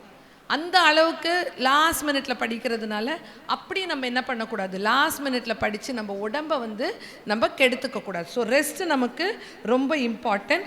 அதே மாதிரி என்ன சாப்பிட்றோம் அப்படின்றதும் ரொம்ப இம்பார்ட்டன்ட். இந்த நாட்களில் ரொம்ப உங்களுக்கு பிடிச்ச fast food, fried rice, noodles, chicken 65 அந்த மாதிரி வெளிய ஆகாரங்களை என்ன பண்ணாதீங்க, ரொம்ப சாப்பிடாதீங்க. ஏன்னா எப்போ நமக்கு வந்து ஒரு ஸ்டமக் அப்செட் ஆகும்னு தெரியாது, எப்போ ஒரு வாமிட்டிங், ஒரு ஃபுட் பாய்சன் வரும் அப்படின்றதெல்லாம் தெரியாது. ஸோ அதனால் இந்த நாட்களில் வெளி ஆகாரத்தை சாப்பிட்றத நீங்கள் வந்து தவிர்த்துருங்க. அடுத்தது எக்ஸாம் டைம் டேபிள் உங்களுக்கெல்லாம் இந்நேரத்தையும் கொடுத்துட்ருப்பாங்க, அதை ஒரு காப்பி எங்கேயாவது தெரிகிற இடத்துல போட்டு வச்சுக்கோங்க. நாளைக்கு எக்ஸாம்னா நீங்கள் டியூஸ்டே தான் எக்ஸாம்னு நினச்சிக்கிட்டு மண்டே விட்டுட்டு டியூஸ்டே போனீங்கன்னா யூஸ் இல்லை. அதனால் எக்ஸாம் டைம் டேபிளில் நீங்கள் ஒரு காப்பி எப்போவுமே வச்சுக்கோங்க. அதுக்கப்புறம் நீங்கள் எக்ஸாமுக்கு ரெடி ஆகிற நாட்களில் ஹால் டிக்கெட் பத்திரமா எடுத்து வச்சுக்கோங்க. உங்களுக்கு என்னெல்லாம் தேவைப்படும், பென், பென்சில், எரேசர், அங்கே போய் இது ஸ்கூல் மாதிரி கிடையாது, அங்கே போய் பக்கத்தில் இருக்கிற பையன்கிட்ட வாங்கிக்கிறேன், இங்கே இருக்கிற பையன்கிட்ட வாங்கிக்கிறேன், அதெல்லாம் பண்ண முடியாது. ஓகே, ஸோ அதனால் உங்களுக்கு வேண்டிய மெட்டீரியல் எல்லாமே ரெடியாக வச்சுக்கோங்க. அடுத்தது எக்ஸாமுக்கு நம்ம கிளம்பும்பொழுது சீக்கிரமாக கிளம்பணும். லாஸ்ட் மினிட்டில் கிளம்பி அவசரமாக போய் நம்மளை எதிர்க்க வர ஒரு வண்டி இடித்து, இதெல்லாம் தேவையில்லாத பிரச்சனை. ஸோ கொஞ்சம் முன்னாலே போய் சேர்ற மாதிரி கிளம்பிட்டிங்கன்னா உங்களுக்கு நல்லாயிருக்கும். இன்னொரு டிப்பு, கடைசி நிமிஷம் வரைக்கும் படிச்சுக்கிட்டே இருக்காதீங்க. எக்ஸாம் ஹால் உள்ள புக்கை வச்சுட்டு உள்ளே வாங்கன்னு சொல்கிற வரைக்கும் படிக்க வேண்டாம். கொஞ்சம் முன்னாலே புக்கை மூடி வச்சுட்டு கொஞ்சம் ரிலாக்ஸ்டாக, கொஞ்சம் காமாக இருக்கணும் ஹால் உள்ளே போகும்போதும். அது இன்னொன்று ரொம்ப இம்பார்ட்டண்ட் என்னென்னா, ரூமர்ஸை நம்பக்கூடாது. அந்த நேரத்தில் தான் யாரோ ஒருத்தர் சொல்லுவாங்க, பேப்பர் அவுட் ஆகிடுச்சா, இந்த கேள்வி கண்டிப்பாக வருதான் அப்படின்னு, அதை படிச்சுட்டு உள்ளே போனால் அந்த கொஸ்டின் பேப்பர்லேயே இல்லைன்னா அவ்வளோதான், நமக்கு மொத்தம் அவுட் ஆகிடும். அதனால் யார் எது சொன்னாலும் என்ன பண்ணாதீங்க, அதை வந்து நம்பாதீங்க. உள்ளே போய் உட்காந்துட்டு இப்போல்லாம் உங்களுக்கு 15 minutes கொடுக்குறாங்க to read the question paper. பொறுமையாக கொஸ்டின் பேப்பரை ஒவ்வொரு கொஸ்டினாக ரீட் பண்ணி என்ன ஆன்சர் அதுக்கு எழுதணுன்றதை மனசில் நீங்கள் பிளான் பண்ணி வச்சுக்கோங்க. கொஸ்டின் பேப்பரில் இப்போ 12th பிள்ளைங்களுக்கு தெரியும், 10th பிள்ளைங்க எதையுமே நம்ம எழுதக்கூடாது. டாட் வைக்கிறது, டிக்கு போடுறது, அந்த மாதிரியான காரியங்கள் எதையுமே பண்ணக்கூடாது. ஹாலில் உட்காந்து ஒரு சின்ன ஜெபம் பண்ணிவிட்டு, ஏசப்பா என் கூட இருங்க, நான் படித்த காரியங்கள் இருக்கும் எனக்கு ஞாபகத்துக்கு கொண்டு வாங்க. சில காரியங்களை நான் ஒரு முறை தான் என் காதில் கேட்டிருப்பேன், யாரோ ஒருத்தர் சொன்னப்போ, இல்லைன்னா மிஸ்ஸு சொன்ன மாதிரி ஞாபகம் இருக்குது, அந்த கொஸ்டின் இங்கே இருந்தாலும் எனக்கு அதை நீங்கள் ஞாபகப்படுத்துங்க அப்படின்னு சொல்லிட்டு ஒரு சின்ன ஜெபம் பண்ணிவிட்டு நீங்கள் கொஸ்டினை எழுத ஆரம்பிச்சிருங்க. அவங்க சொல்கிற டைம் லிமிட்டில் கரெக்டாக நீங்கள் முடிச்சுட்டு பேப்பரை கரெக்டாக டைப் பண்ணி ஹேண்ட் ஓவர் பண்ணிவிட்டு, முக்கியமானது வெளியில் வந்து திருப்பியும் ஃப்ரெண்ட்ஸோடு டிஸ்கஸ் பண்ணாதீங்க. இந்த கொஸ்டினுக்கு என்ன ஆன்சர், அந்த கொஸ்டின், ஐயோ நான் இதை எழுதுனேன், இது கிடையாது ஆன்சர், ஐயோ போச்சுப்போ. அதை என்ன பண்ண உங்களுக்குன்னா, அடுத்த எக்ஸாமுக்கு உங்களுக்கு ப்ராப்பராக ப்ரிப்பேர் பண்ண அலோவ் பண்ணாது. நமக்கு இதுவே மனசில் இருக்கும், ஐயோ நமக்கு தெரிஞ்சு 2 ஆன்சர் தப்பாக போச்சு, இன்னும் எத்தனை தப்பாக இருக்கோ தெரியல, நமக்கு என்ன மார்க் வரும்னு தெரியல.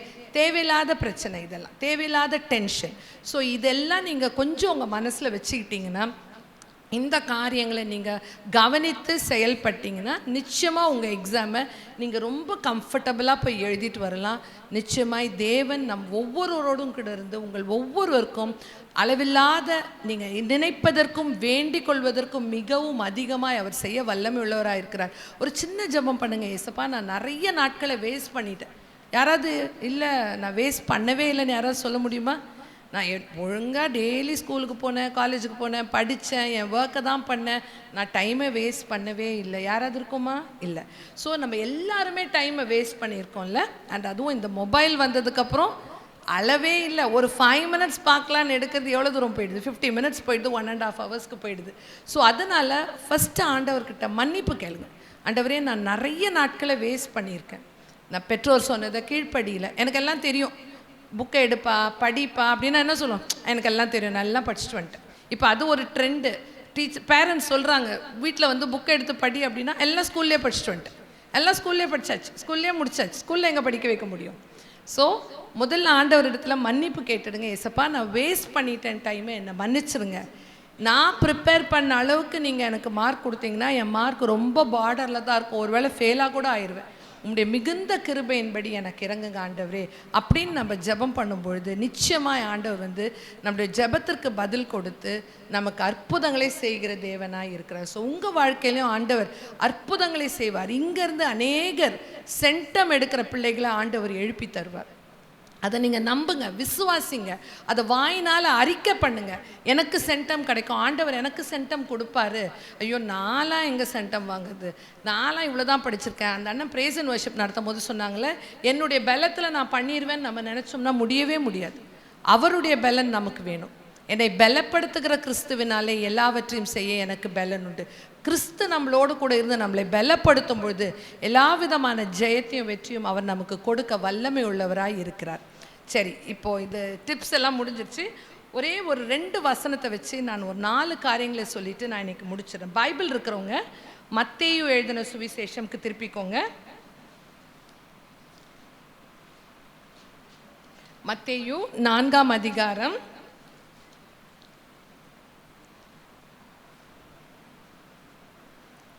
மத்தேயு 4:19-20. மத்தேயு 4:19-20 படிங்க.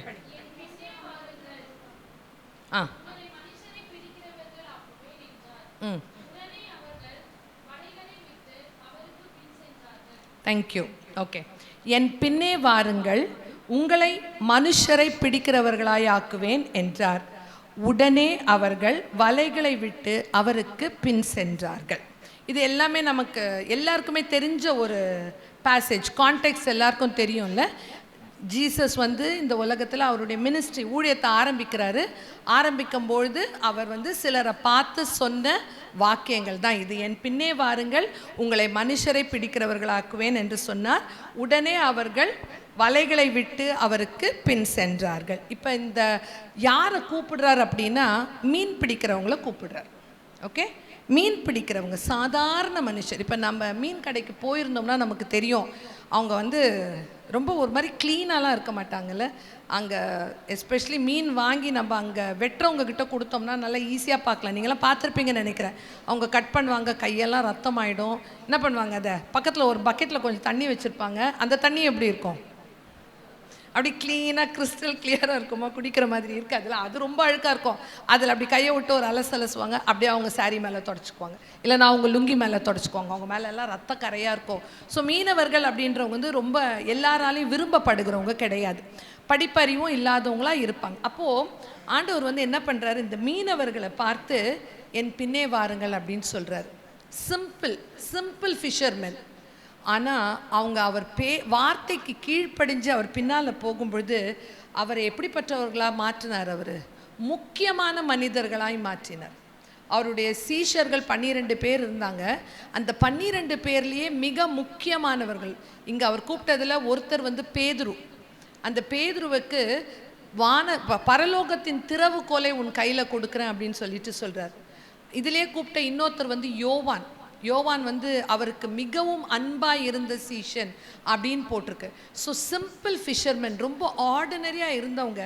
ஆனால் ஆண்டவரை நம்பி அவருடைய வார்த்தைக்கு கீழ்ப்படிந்து அவருக்கு பின்னாக வந்தபோது அவர் வந்து அவங்கள மனுஷரை பிடிக்கிறவர்களாய் மாற்றினார்.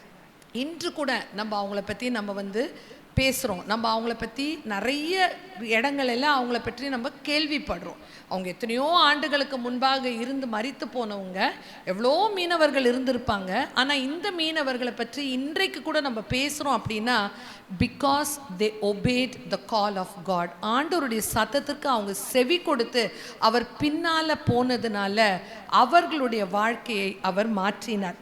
அப்போது இதுலேருந்து நம்ம கற்றுக்கொள்ள வேண்டிய ஒரு 4 பாடங்கள் இருக்குது. அதை மட்டும் நான் சொல்லி முடிச்சிடுறேன். நம்ம ஒவ்வொருடைய வாழ்க்கையிலையும் ஆண்டவர் ஒரு நோக்கம் வச்சுருக்கார். there is a cause in our life. ஒரு நோக்கத்தை வைத்திருக்கிறார் ஆண்டவர். அப்போது இந்த நோக்கம் என்ன இந்த இடத்துல அப்படின்னா, என் பின்னே வாருங்கள், நான் உங்களை மனுஷரை பிடிக்கிறவர்களாய் மாற்றுவேன் அப்படின்னு சொன்னார். அதுதான் நோக்கம். அப்போது நம்ம எல்லாருடைய வாழ்க்கையிலும் ஆண்டவர் வந்து ஒரு நோக்கம் வைத்திருக்கிறார்.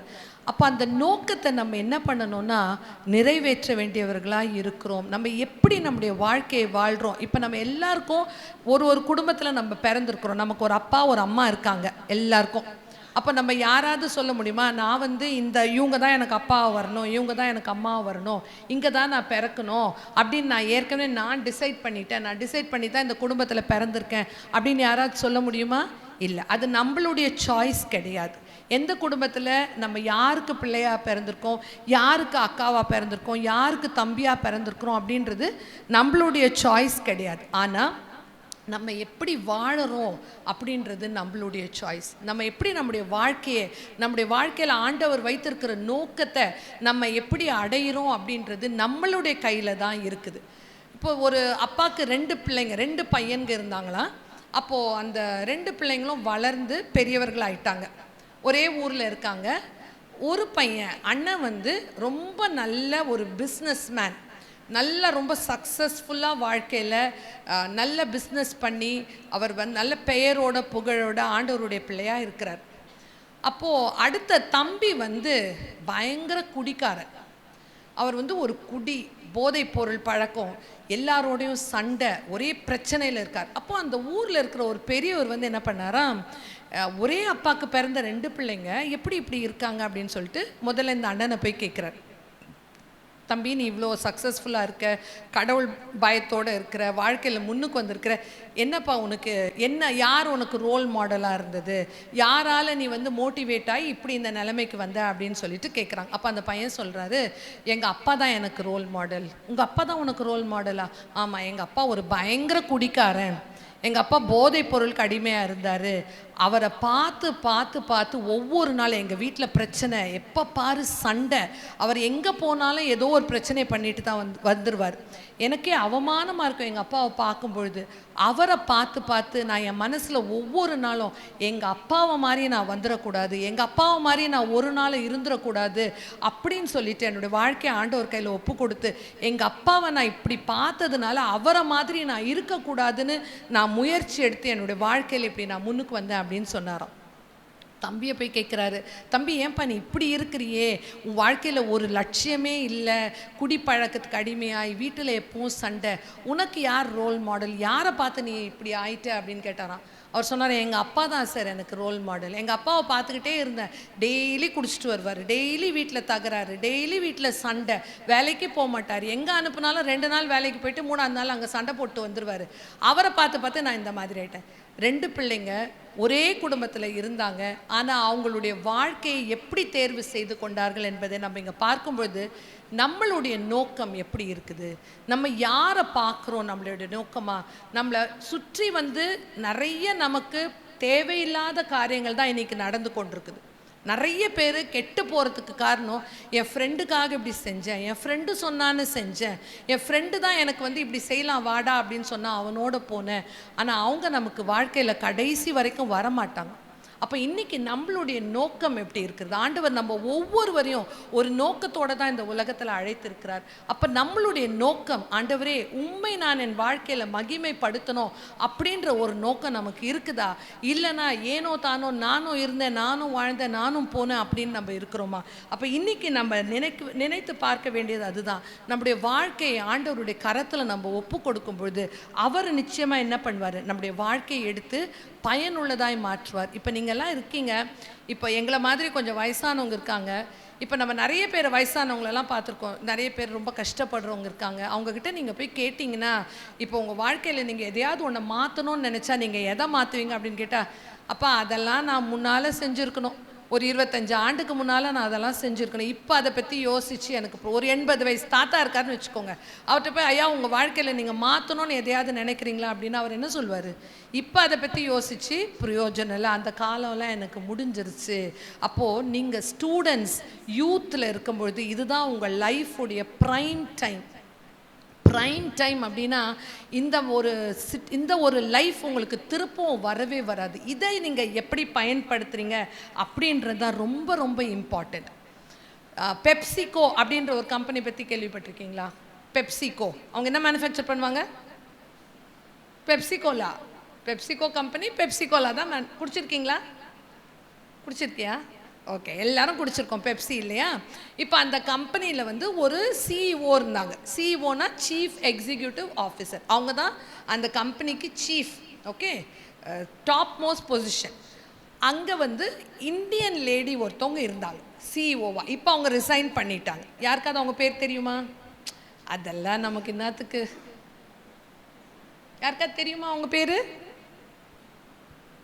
ஓகே, அவங்க பேர் Indira Nooyi. She is an Indian. Indira Nooyi is an Indian.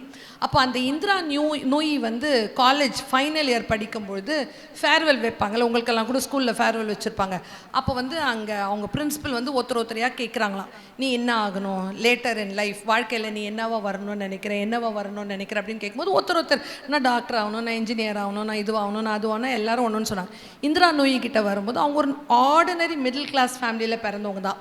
அப்போ இந்திரா நூயி கிட்ட வரும்போது அவங்க என்ன சொன்னாங்களாம், நான் வந்து ஒரு பெரிய கம்பெனிக்கு சிஓவாக வரணும். இது வந்து ஆல்மோஸ்ட் 1960s 1970s நடந்த விஷயம். எனக்கு வந்து ஒரு மாதத்திற்கு 2.5-3 லட்சம் சம்பளம் வர மாதிரி ஒரு வேலைக்கு நான் போகணும் அப்படின்னு சொன்னேன். அந்த காலத்தில் 2000 கிடைச்சாலே பெரிய விஷயம். 1965 that was a cost of living. அந்த சம்பளம் தான் அப்போ கிடைக்கும். அப்போ எல்லாரும் சிரித்தாங்க. 2.5 லட்சத்துலேருந்து 3 லட்சம் வரைக்கும் எங்கே கிடைக்கும் ஒரு மாத சம்பளம் அப்படின்னு சொல்லிட்டு.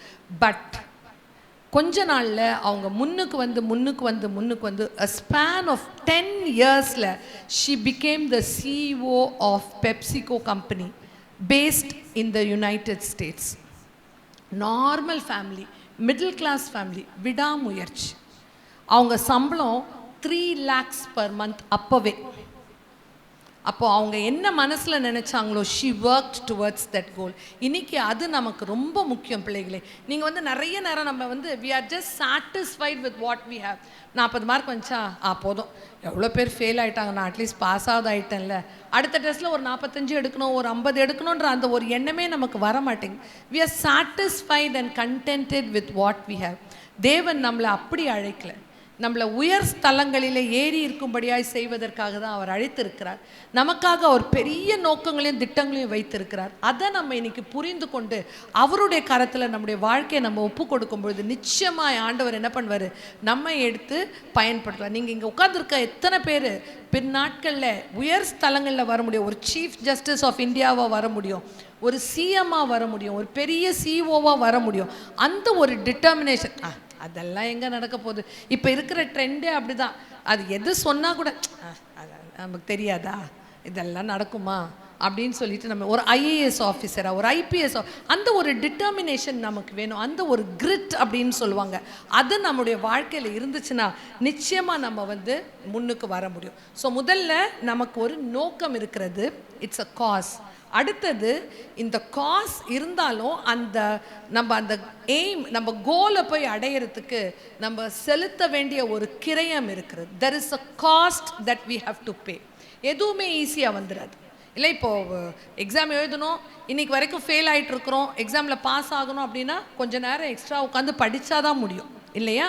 ஸோ நம்ம ஒரு காஸ்ட் பே பண்ண வேண்டியது இருக்குது. இந்த வசனத்தில் என்ன சொல்கிறாங்கன்னா 20ஆம் வசனம் ஆண்டவர் சொல்கிறார், என் பின்னே வாருங்கள் உங்களை மனுஷரை பிடிக்கிறவர்களாய் மாற்றுவேன் என்றார். உடனே அவர்கள் வலைகளை விட்டு அவருக்கு பின் சென்றார். அவங்க தொழிலே மீன் பிடிக்கிற தொழில். அந்த வலையை விட்டுட்டாங்கன்னா அவங்களுக்கு எப்படி அவங்க தொழிலில் முன்னுக்கு வர முடியும்? ஆனால் அவங்க அதை நினைக்கவே இல்லை. அவர் என்னை வான்னு சொன்னார், நான் அவர் பின்னால் போவேன். என்ன அதுக்கு நான் கொடுக்க வேண்டிய கிரயம் இருந்தாலும் பரவாயில்லை, அவர் என்ன வா, உன்னை நான் மனுஷரை பிடிக்கிறவராய் மாற்றுவேன் அப்படின்னு சொல்லியிருக்காரு. I am ready to pay the cost. That was what they decided. So இன்றைக்கி நம்ம கூட ஒரு கோலை நம்ம அடையணும் அப்படின்னா there is a cost that we have to pay. நம்ம செலுத்த வேண்டிய ஒரு கிரயம் இருக்குது. அது ஜஸ்ட் சும்மா வராது. நம்ம எதை விதைக்கிறோமோ, மனுஷன் எதை விதைக்கிறானோ அதை தான் அறுப்பான். பைபிளில் கிளியராக வசனம் சொல்லுது, கண்ணீரோடு விதைக்கிறவர்கள் கம்பீரத்தோடே அறுப்பார்கள். அப்போ இப்போ இந்த நாட்களில் நீங்கள் கொஞ்சம் டைம் ஸ்பெண்ட் பண்ணி, கஷ்டமாக தான் இருக்கும், எல்லாரும் நல்லா ஜாலியாக இருக்காங்க, ஃப்ரெண்ட்ஸோடு சுற்றுறாங்க, எல்லாரும் மொபைல் ஃபோனை யூஸ் பண்ணிகிட்ருக்காங்க, நான் மட்டும் படிக்கணுமான்னு இருக்கும். பட் இப்போ நீங்கள் கண்ணீரோடு விதைச்சிங்கன்னா நிச்சயமாக நீங்கள் என்ன பண்ணுவீங்க, கம்பீரமாய் நீங்கள் அறுப்பீர்கள். ஸோ இந்த நாட்களை maybe another 1 or 2 weeks, 10th ஒரு 4 weeks இருக்குது. இந்த டைமை நீங்கள் என்ன பண்ணாதீங்க, வேஸ்ட் பண்ணாதீங்க. அப்போது நம்ம இந்த காஸ்ட்டை பே பண்ணாதான் நம்முடைய வாழ்க்கையில் நம்ம அந்த நோக்கத்தை அடைய முடியும். நிறைய பேருக்கு வந்து நிறைய நோக்கம் இருக்கும். நான் ஒரு பெரிய டாக்டர் ஆகிடணும். எனக்கு தெரிஞ்ச ஒரு பிள்ளை, அவளுக்கு வந்து டாக்டர் ஆகணும்னு ஆசை, கார்டியாலஜிஸ்ட். நான் கார்டியாலஜிஸ்ட் ஆகிட்டேன், +2 படிக்கிறா. கார்டியாலஜிஸ்ட் ஆனால் நான் இந்த ஹாஸ்பிட்டலில் ஒர்க் பண்ணோம், இப்படிப்பட்ட ட்ரீட்மெண்ட் கொடுக்கணும், எப்போ பாரு இதே எண்ணம் இதே நோக்கம். 12th எக்ஸாம்லேயே ஃபெயில் ஆகிட்டான்.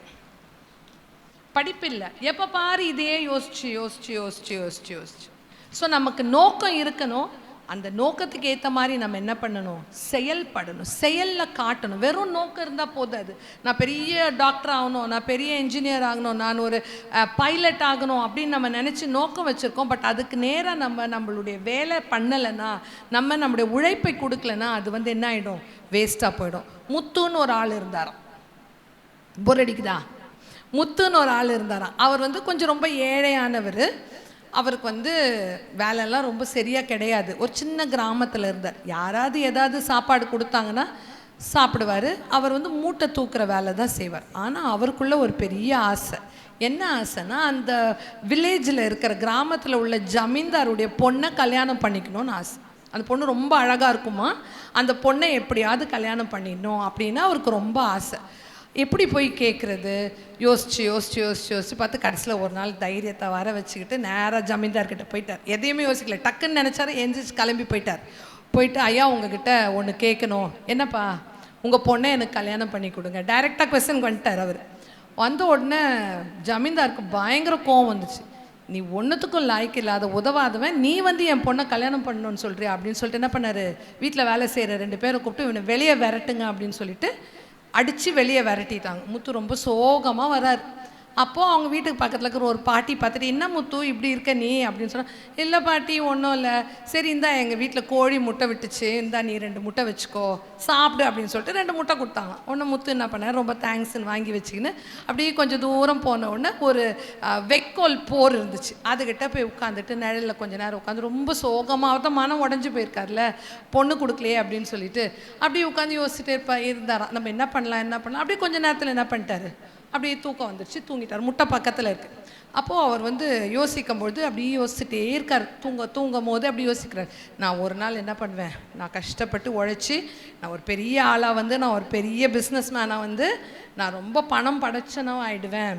அப்போது நான் அந்த மாதிரி பணக்காரன் ஆகிட்டேன்னு உடனே அந்த ஜமீன்தார் வந்து என்ன பண்ணுவார், என்னை தேடிட்டு வருவார். இன்றைக்கி என்னை வெளியே விரட்டினார்ல, அவர் என்னை வந்து என்ன பண்ணுவார், தேடிட்டு வந்து முத்து என் பொண்ணை நீ கல்யாணம் பண்ணிக்குப்பா அப்படின்னு கேட்பார். அப்போ நான் என்ன பண்ணுவேன் தெரியுமா, வெளியே போயான்னு எட்டி உதைப்பேன். காலை எட்டி உதைச்சாரமே 2 முட்டையும் என்னாச்சு, உடஞ்சி போச்சு.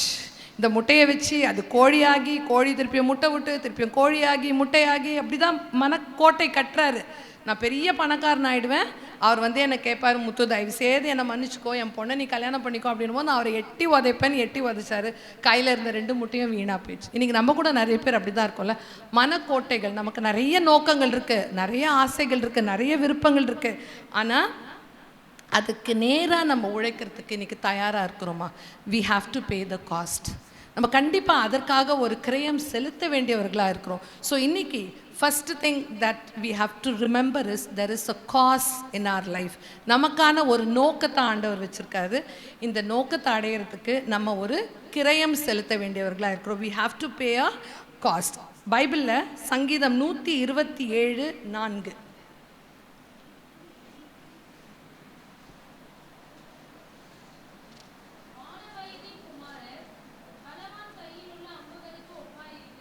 Okay, thank you. வால வயதின் குமாரர் பலவான் கையில் உள்ள அம்புக்கு ஒப்பாய் இருக்கிறார்கள். அம்பு அப்படின்னா என்னன்னு தெரியுமா? இங்கிலீஷில் என்ன சொல்லுவாங்க? ஆரோ. அப்போ அந்த ஆரோ வந்து ஒரு இடத்த ஒரு குறி வச்சு அதை அடிக்கும் பொழுது முதல்ல ஆரோ என்ன பண்ணணும்? பின்னால் பிடிச்சி இழுக்கணும். அதை பின்னால் அந்த கயிறை பிடிச்சி இழுத்தாதான் ஆரோ என்ன ஆகும்? முன்னால் போகும். அப்போ வால வயதின் குமாரர் பலவான் கையில் உள்ள அம்புக்கு ஒப்பாய் இருக்கிறார்கள். அப்போ வால வயது அப்படின்னா யூத். யார் இங்கே யூத்? கை தூக்குங்க பார்ப்போம். நான் சொல்ல முடியுமா நான் யூத்துன்னு? எல்லாரும் சிரிப்பீங்கள்ல. நாங்கள்லாம் யூத் இல்லை, நீங்களாம் தான் யூத். அப்போ நீங்களாம் எப்படி இருக்கீங்களா? பலவான் கையில் உள்ள அம்பு. அப்போ இன்னைக்கு படிக்கணும், கஷ்டப்படணும் அப்படின்னா உங்களை பின்னால் பிடிச்சி இழுக்கிற மாதிரி அது இருக்கும். அது எதுக்காக? அப்பா அம்மா படி படி படி படி அப்படின்றாங்க, ஸ்கூலில் போனால் படி படி படி படின்றாங்க. எதுக்காக? என்ன இது எப்போ பாரு படிக்க படிக்க படிக்க, வேறு ஒன்றுமே பண்ண முடியாதா அப்படின்னு நீங்கள் நினைப்பீங்கள்ல. நிறைய நேரம் உங்களை பின்னால் பிடிச்சி இழுக்கிற மாதிரி இருக்குது. ஆனால் நீங்கள்லாம் பலவான் கையில், ஆண்டவருடைய கரத்தில் இருக்கிற அம்புகள் உங்களை பின்னால் பிடிச்சி இழுக்குதுன்னு நீங்கள் நினைக்கிறது உங்களுடைய வாழ்க்கையில் நீங்கள் முன்னுக்கு ஏறாமல் முன்னால் போகாமல் இருப்பதற்கல்ல, உங்களை இன்னும் கொஞ்சம் ஸ்பீடோட உங்களை லான்ச் பண்ணுறதுக்காக தான் நீங்கள் ஆண்டவருடைய கரத்தில் எப்படி இருக்கீங்க? பலவான் கையில் உள்ள அம்புகளை போல் இருக்கிறீர்கள். மூன்றாவது, there is a course. first there is a cause, ஒரு நோக்கம். அதை காஸ்க்கு நமக்கு ஒரு காஸ்ட் கொடுக்க வேண்டியது இருக்குது, நம்ம ஒரு கிரயம் செலுத்தணும். மூணாவது கோர்ஸ் அப்படின்னா நம்ம அதை கோலை அடையணும்னா நம்ம போக வேண்டிய ஒரு வழி, ஒரு பாதை நமக்கு இருக்கிறது. there is a course that we have to take. Course அப்படின்னும் போது it is a path that we have to run. இப்போ ஒரு ஓட்டப்பந்தயம் இருக்குது அப்படின்னு வச்சுக்கோங்க. அந்த ஓட்டப்பந்தயத்தில் ஒரு 100 மீட்டர்ஸ், ஒரு 200 மீட்டர்ஸ், நீங்கள் ஸ்கூல்லலாம் கூட ஓடி இருப்பீங்க. ட்ராக்கை கிராஸ் பண்ணால் என்ன ஆகிடும்? உங்களுக்குன்னு ஒரு ட்ராக் கொடுத்துருப்பாங்க, ட்ராக்கை கிராஸ் பண்ணால் டிஸ்குவாலிஃபைட், அவ்வளோதான். நீங்கள் ஃபஸ்ட்டு வந்தால் கூட உங்கள் ட்ராக்கில் நீங்கள் ஓடலை, அடுத்தவங்க ட்ராக்குக்கு நீங்கள் மாறிட்டீங்க அப்படின்னா டிஸ்குவாலிஃபைட். இப்போ நீங்கள் எல்லாருமே, நம்ம எல்லாருக்கும் ஒருத்தருக்கும் ஒரு பாத் வச்சுருக்காரு ஆண்டவர், ஒரு பாதையை வச்சுருக்காரு, நம்ம போக வேண்டிய வழி ஒன்று வச்சுருக்கிறாரு. அப்போ இப்போ நீங்கள் எல்லாரும் ஒரே கிளாஸில் தான் இருக்கிறீங்க. 10th ஸ்டாண்டர்ட்னா ஒரே class, maybe A section B section டிஃப்ரெண்ட்டாக இருப்பீங்க. ஒரே டீச்சர்ஸ், ஒரே பாடம், எல்லாமே ஒன்று தான். ஆனால் நீங்கள் பரீட்சை எழுத போகும்போது எல்லாரும் இவங்கெல்லாம் ஒன்றா தானே படித்தாங்க. ஒரே ரூமில் இருந்து 40 பேர் ஒரே கிளாஸில் இருந்தாங்க, ஒரே டீச்சர் தான் இவங்களுக்கு கற்றுக் கொடுத்தாங்க, ஒரே பாடம் தான் கற்றுக் கொடுத்தாங்க. இப்போ ஒரே ஆன்சர் பேப்பரை கொடுத்து இவங்களை எல்லாரும் சேர்ந்து எழுத சொல்லிடலான்னு அப்படி யாராவது சொல்லுவாங்களா? 40 பேருக்கும் ஒரே ஆன்சர் பேப்பர், ஒரு ஷீட்டு, ஒரு கொஸ்டின் பேப்பர், ஒரு ஆன்சர் பேப்பர், அவங்கவுங்க ஆன்சரை சொல்லுங்கள், எழுதிடலாம் அப்படின்னு சொல்லுவாங்களா? எக்ஸாம் ஹால் உள்ளே போகும்பொழுது தனியாக தான் ஓடணும், நீங்கள் தனியாக தான் உங்கள் பாதையில் போகணும். இப்போ நீங்கள் ஒன்றா இருப்பீங்க, ஆனால் ஒரு நாளில் நம்ம தனியாக செயல்பட வேண்டிய ஒரு சூழ்நிலை வரும். யாருமே எனக்கு அப்படி வராதுன்னு நம்ம என்ன பண்ண முடியாது, சொல்ல முடியாது. Exam is a very good example for that. நம்ம தனியாக தான் உட்காந்துருக்கணும். இப்போ நீங்கள் 40 பேர் பக்கத்தில் இடிச்சுன்னு உட்காந்துருப்பீங்க. ஆனால் எக்ஸாம் ஹாலில் ஒரு ரோவில் 2 பேர் தான் உட்கார வைப்பாங்க, ஒரு ரூமில் 20 பேர் தான் இருப்பாங்க. அப்போ நீங்கள் தனியாக தான் உங்கள் ஆன்சர் பேப்பரை அந்த இடத்துல எழுதணும். அன்னைக்கு நீங்கள் தனியாக உங்கள் ஓட்டத்தை ஓட வேண்டிய ஒரு சூழ்நிலையில் இருப்பீங்க. இது வாழ்க்கையில் எல்லா சூழ்நிலையிலையும், எல்லா நிலைமையிலையும் நமக்கு தனியாக சில காரியங்களை செய்ய வேண்டிய ஒரு சிச்சுவேஷன் வரும். அப்போ நம்ம தனியாக ஒரு காரியத்தை செய்யணும் அப்படின்னா ஒரு டிசிஷன், இப்போ உங்களுக்கு ரொம்ப டிசிஷன் எடுக்கிற ஒரு நிலைமை இருக்காது. நீங்கள் ஒரு வேலைக்கு போகும்பொழுது ஒரு இம்பார்ட்டன்ட் மேட்டருக்கு நீங்கள் டிசிஷன் எடுக்கணும் அப்படின்னா என்ன செய்வோம்? யார் நமக்கு ஹெல்ப் பண்ணுவா? யார் நமக்கு உதவி செய்வா? அப்போது தேவன் ஒருவர் தான் நமக்கு உதவி செய்ய முடியும். ஸோ இன்றைக்கி பிள்ளைகளா, இவங்களுக்கு இதெல்லாம் நம்ம கேட்டது தான், தெரிஞ்சது தான், நமக்கு தெரியாதா, நம்ம பார்த்துக்கலாம் அப்படின்னு இருக்கலாம். இன்றைக்கி நீங்கள் உங்கள் வாழ்க்கையில் ஒரு டிசிஷன் எடுங்க. இன்றைக்கி நீங்கள் ஒரு முடிவு பண்ணுங்கள். தேவன் என்னோடு கூட இருப்பாரானால் நான் என் வாழ்க்கையில் முன்னுக்கு வருவேன். பரலோகத்துக்கு போகக்கூடிய ஒரே வழி, நம்ம இந்த வாழ்க்கையில் நம்ம வாழ்கிறது எல்லாமே இருக்குது. நல்லா படிக்கணும், நல்ல வேலை வரணும், நல்லா சம்பாதிக்கணும், கார் வாங்கணும், வீடு கட்டணும், எல்லாருக்கும் வெளியூரில் போய் படிக்கணும், எல்லாருக்கும் எல்லா விதமான ஆசைகள் இருக்குது. பட் இது எல்லாமே ஒரு நாள் முடிவுக்கு நம்ம பரலோகத்துக்கு போக வேண்டியவர்களாக இருக்கிறோம். பரலோகத்துக்கு போகிறதுக்கு ஒரே ஒரு வழி தான், அதுதான் இயேசு கிறிஸ்து. அப்போ இன்றைக்கி நீங்கள் உங்கள் வாழ்க்கையை அவருடைய கரத்தில் ஒப்பு கொடுப்பீர்களானால், நான் இன்றைக்கி இது வரைக்கும் ஆண்டவரே, நான் உம்மை பற்றி நான் நினச்சி கூட பார்க்கல, நான் பைபிள் வாசித்தது கிடையாது, நான் ஜெபம் பண்ணது கிடையாது, நான் உங்களுடைய பிள்ளையாக இருக்கணும்னு நினச்சது கூட கிடையாது. ஆனால் இன்றைக்கி ஒரு டிசிஷன் எடுங்க. நம்மளுடைய பாதையில் நம்ம தனியாக ஓடுகிற நாட்கள் வரும்பொழுது இந்த உலகத்தில் இருக்கிற எல்லாருமே நம்ம கைவிட்டுருவாங்க. அவர் மாத்திரம் நம்ம ஒரு நாள் கூட நம்மளை கைவிட மாட்டார். ஸோ இன்றைக்கி நம்மளுடைய வாழ்க்கையை நம்ம அவர் கையில் ஒப்பு கொடுப்போமே. ஆனால் நீங்கள் என் கரத்தை பிடிச்சிக்கோங்க ஆண்டவரே, நீங்கள் என்னை எனக்கு முன்பாக வைத்திருக்கிற பாதையில் ஓடுவதற்கு உதவி செய்யுங்க ஆண்டவரே அப்படின்னு சொல்லிட்டு நம்முடைய வாழ்க்கையை அவருடைய கரத்தில் கொடுக்கும்பொழுது நிச்சயமாய் அவர் நமக்காக ஆயத்தம் பண்ணி வைத்திருக்கிற அந்த பாதையில் நம்மளை சாட்சியாய் நிறுத்த வல்லமை உள்ளவராய் இருக்கிறார். Last one, there is a crown. நம்ம எடுக்கிற முயற்சிக்கு ஒரு பிரதிபலன் உண்டு. ஃபர்ஸ்ட் there is a, என்ன சொன்ன, நோக்கம், காஸ். செகண்ட், அதுக்காக நம்ம கொடுக்க வேண்டிய ஒரு காஸ்ட் இருக்குது, ஒரு விலை கிரயம் இருக்குது. தேர்ட், நம்ம அந்த கோலை அடையிறதுக்கு ஒரு பாதை இருக்குது. there is a course that we have to take. இதில் நம்ம உண்மை உள்ளவர்களாக இருப்போமே ஆனால் நமக்காக ஒரு பிரதிபலன் வைத்திருக்கிறார் ஆண்டவர், ஒரு கிரீடத்தை வைத்திருக்கிறார், ஒரு க்ரௌனை கொடுப்பார். நிச்சயமாக இந்த உலகத்தில், இந்த உலக காரியங்களில் நம்மை ஆண்டவர் என்ன பண்ணுவார்?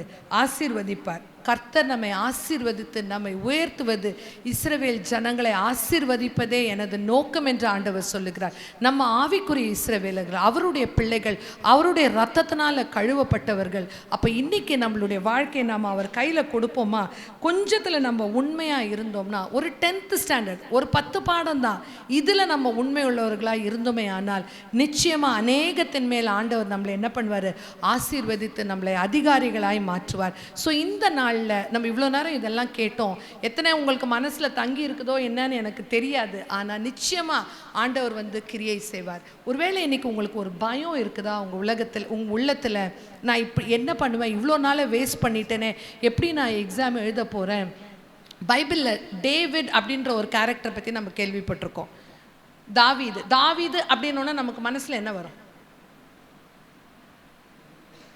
மனசில் என்ன வரும்? முடிச்சிடுறேன், ஃபர்ஸ்ட் முடிச்சிடலாம். ஃபர்ஸ்ட் தாவீது அப்படின்னா மனசில் என்ன வரும்? தாவீதை பற்றி கேள்விப்பட்டிருப்பல, என்னம்மா ராஜா, அப்புறம் காது கேட்கல, வர்ஷிப்பா, ஓகே வர்ஷிப், அப்புறம் வேற என்னெல்லாம் கேள்விப்பட்டிருக்கோம்? கோலியாத். ஃபர்ஸ்ட் தாவீது நமக்கு இன்ட்ரடியூஸ் ஆகுறதே கோலியாத்தால தான் இல்லை? அப்போ கோலியாத்ன்றவர் ஒரு பெரிய ராட்சசன். அப்போ தாவீது வந்து அந்த கோலியாத்துக்கு முன்னால் போகும்போது பயந்து கொண்டு போனாரா? பயப்படலை. ராஜா கிட்ட கூட போய் சொல்கிறார், நான் இந்த கோலியாத்தை வந்து சாவடிச்சிடும். அந்த எல்லா இஸ்ரவேல் இராணுவ வீரர்கள் எல்லாம் பயந்து ஓடுறாங்க, கோலியாத்தோட சண்டை போட முடியாது, ஏன்னா தோத்துட்டாங்கன்னா என்ன ஆகிடும்? இவங்க மொத்த இஸ்ரவேல் ஜனங்களும் பிலிஸ்தியருக்கு வந்து அடிமைகளாக மாறிடும். எல்லாருக்கும் ஒரு பயம். ஆனால் தாவீது ஒரு வாலிபன், அவர் என்ன பண்ணுறாரு? போய் சொல்கிறாரு, நான் அவனை சண்டை போடுறேன். அப்போ ராஜா கேட்குறேன், நீ சின்ன பையனாக இருக்க, நீ எப்படிப்பா பண்ணுவேன்? இல்லை, காட்டில் நான் ஆடு மேய்க்கும் போது ஒரு வாட்டி சிங்கம் வந்துச்சு, சிங்கத்தின் வாயை கிழிச்சு போட்டேன். ஒரு வாட்டி கரடி வந்துச்சு, கரடியை நான் கிழிச்சு சாவடிச்சுட்டு ஆட்டை வந்து நான் காப்பாற்றிட்டேன். அப்போ என் கூட இருக்கிற தேவன் வந்து பெரியவர். ஒரு தைரியம், தாவீதுக்குள்ள ஒரு தைரியம் இருந்துச்சு. அப்போது இந்த தாவீது வந்து நம்ம ரொம்ப தைரியசாலியாக நம்ம பார்க்குறோம். தாவீதுக்கும் அவருக்கு தேவன் இருக்கிறாருன்ற தைரியம் இருந்துச்சு, அவங்கள சுற்றி இருந்தவங்களுக்கும் தாவீதோட தேவன் இருக்கிறார் அப்படின்ற ஒரு தைரியம் இருந்துச்சு. ஆனால் ஒரு இன்சிடெண்ட், சிக்லாக் அப்படின்ற ஒரு இடத்துல வந்து என்ன ஆகுதுன்னா, தாவீதும் அவனுடைய ஆட்களும் ஒரு இடத்துக்கு போயிட்டு திரும்பி வராங்க. வந்து பார்க்கும்பொழுது என்ன ஆகுது? பெலிஸ்தியர் வந்து அவருடைய மனைவிகளையும் பிள்ளைகளையும் எல்லாரையும் கொள்ளை கொண்டு போகிறாங்க. அப்போது அந்த இடத்துல வசனம் என்ன போட்டிருக்குன்னா, எங்களில் அழுகிறதற்கு திராணி இல்லாத அளவுக்கு வரைக்கும் அவங்க அழுகுறாங்க. என்ன பண்ண போகிறோம் அப்படின்னு சொல்லிட்டு. அவர் கூட ஒரு 600 பேர் போனாங்க, அவர் கூட அவங்களாம் விரும்பி தான் போனாங்க. ஆனால் இப்போ என்ன சொல்கிறாங்கன்னா, தாவீது மேலே கல் அடிக்கிறதுக்கு வராங்க. ஏன்? உன்னால தான் எங்கள் வீட்டு, எங்கள் சொத்து, எங்கள் மனைவி, எங்கள் பிள்ளைங்க எல்லாரும் போயிட்டாங்க, எல்லாரும் எதிராக வந்துட்டாங்க. அப்போ தாவீது வந்து என்ன பண்ணுறாரு? இவ்வளோ பிரச்சனை வரும்பொழுது வசனம் சொல்லுது, தன் தேவனாகிய கர்த்தருக்குள் தன்னை திடப்படுத்தி கொண்டார். இன்றைக்கி நம்ம வாழ்க்கையில் பயம் இருக்குதா? என்ன நடக்க போகுது? நான் எப்படி இந்த எக்ஸாமை ஃபேஸ் பண்ண போகிறேன்? நான் எப்படி பாஸ் பண்ணுவேன்? என்னால் அடுத்த கட்டம் என் வாழ்க்கையில் என்ன நடக்க போகுது?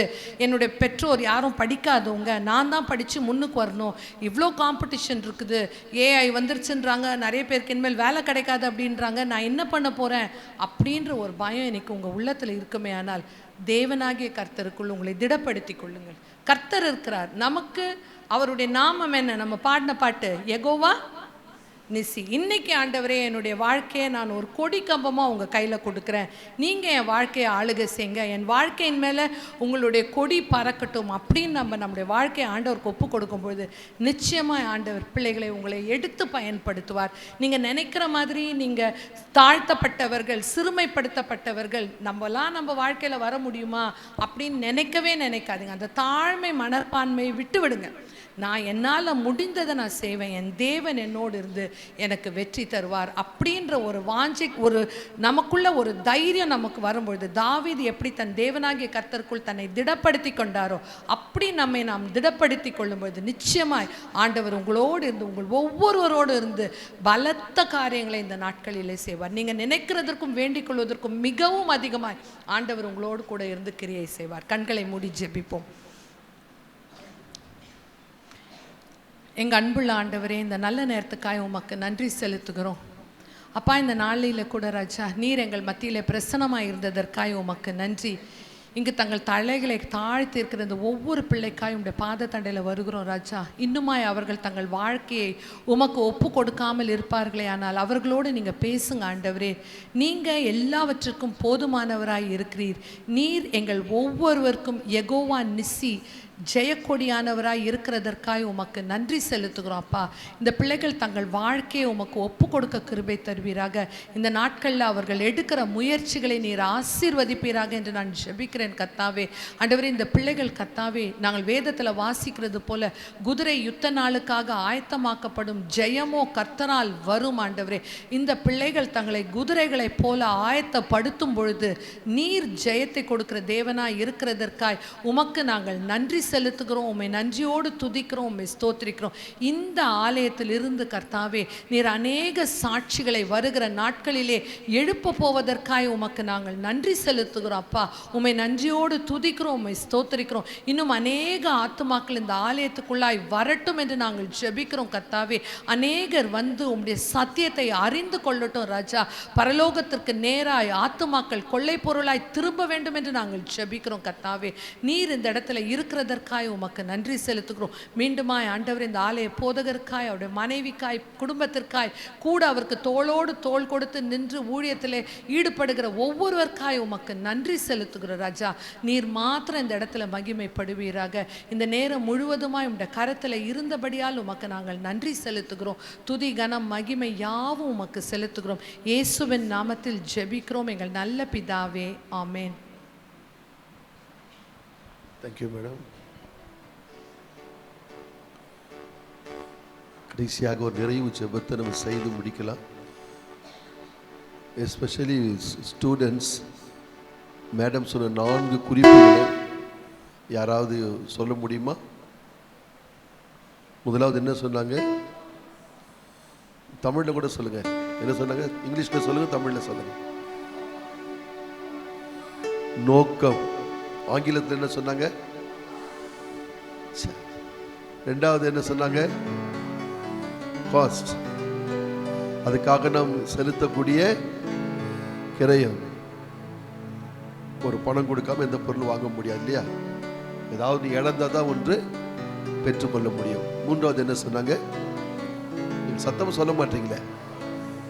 அதுக்காக நம்ம எடுக்கக்கூடிய பிரயாசப்படணும் இல்லைங்களா? அந்த வழியில நம்ம தொடர்ந்து ஓடணும். நான்காவது என்ன சொன்னாங்க? கிரீடம், கிரவுன். நாம் பிரயாசம் எடுக்கும் போது பிரதிபலன் உண்டு. ஆமென். மறுபடியும் சொல்லுவோம்.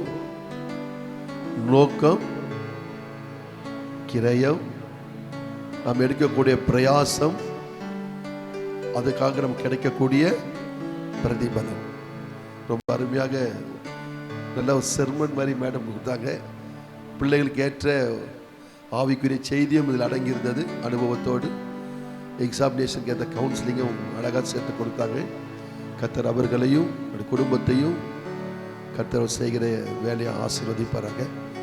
எல்லாரும் எழுந்து நின்று ஒரு சிறிய ஜெபத்தோடு கூட நம்ம முடிக்கலாம். பாஸ்டர் பிரபாகர் சின்ன ஜெபம் பண்ணுவாங்க.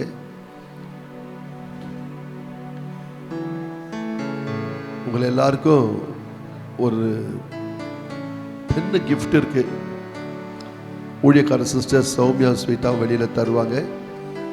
கர்த்தர் அறியாத பிள்ளைகளுக்கு நாங்கள் நியூ டெஸ்டமெண்ட்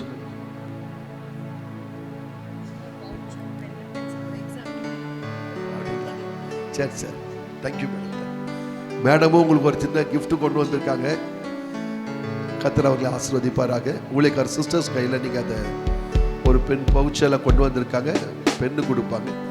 தேவனை அறியாத பிள்ளைகள் வந்திருப்பீங்க. உங்களுக்கு நாங்கள் தமிழில் இங்கிலீஷில் வேணும் நியூ டெஸ்டமெண்ட் பைபிள் நாங்கள் உங்களுக்கு கொடுக்க இருக்கிறோம். கடைசியாக நான் பாடின பாட்டில் ஒரே ஒரு அடி, ஜெயம் கொடுக்கும் தேவனுக்கு. மேடம் ரொம்ப அருமையாக எடுத்தாங்க. நம்முடைய வாழ்க்கையில் நம்ம கண்டிப்பாக நமக்கு ஒரு நல்ல முயற்சி வேண்டும். முயற்சி நம்முடைய நிச்சயமாக தேவன் நமக்கு உதவி செய்வார். அப்பொழுது நீங்கள் நல்ல நிலைக்கு வரலாம். கர்த்தர் பெரிய காரியம் செய்வாராக. அல்லேலூயா. ஜெயம் கொடுக்கும் தேவனுக்கு கோடி கோடி ஸ்தோத்திரம். வாழ்வளிக்கும் சுராஜாவுக்கு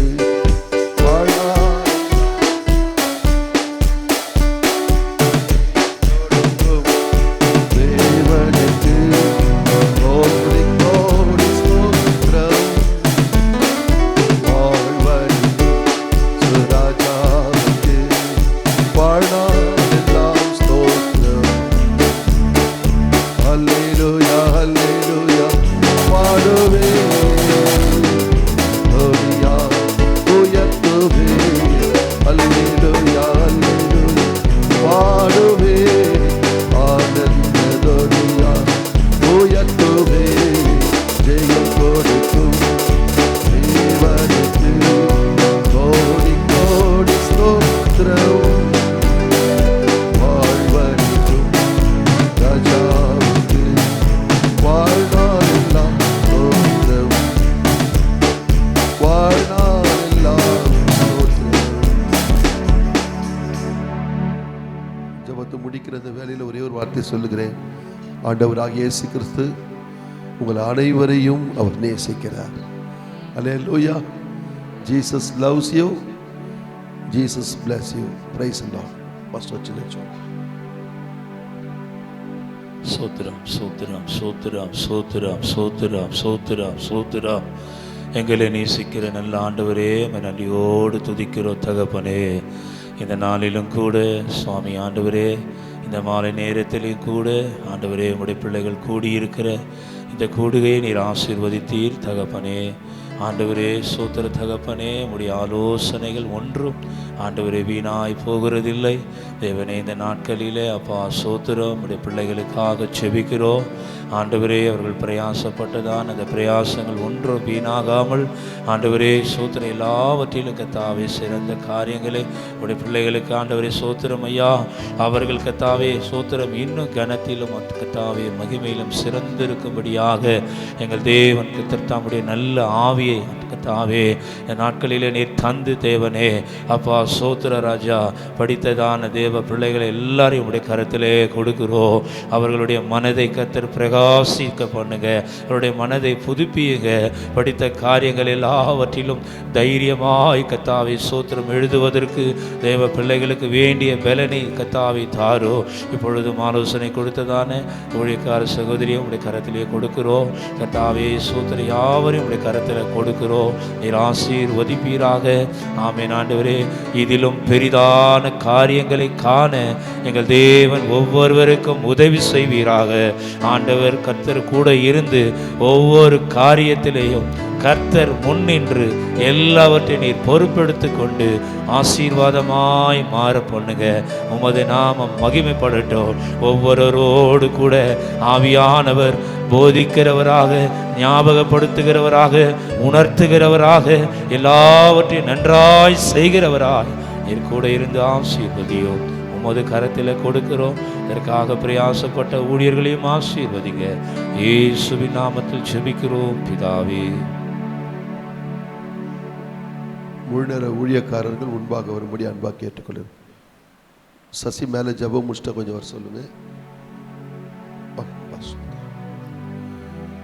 1 or 2 minutes நம்ம முடிச்சிருவோம். நாங்கள் 100 பிள்ளைகளை எதிர்பார்த்து நாங்கள் இந்த காரியங்களை செய்தோம். எக்ஸாமினேஷன் எழுதுகிற மாதிரி பண்ணோம். ஆனால் எங்களுக்கு கிடைச்சது 70 மார்க்கு.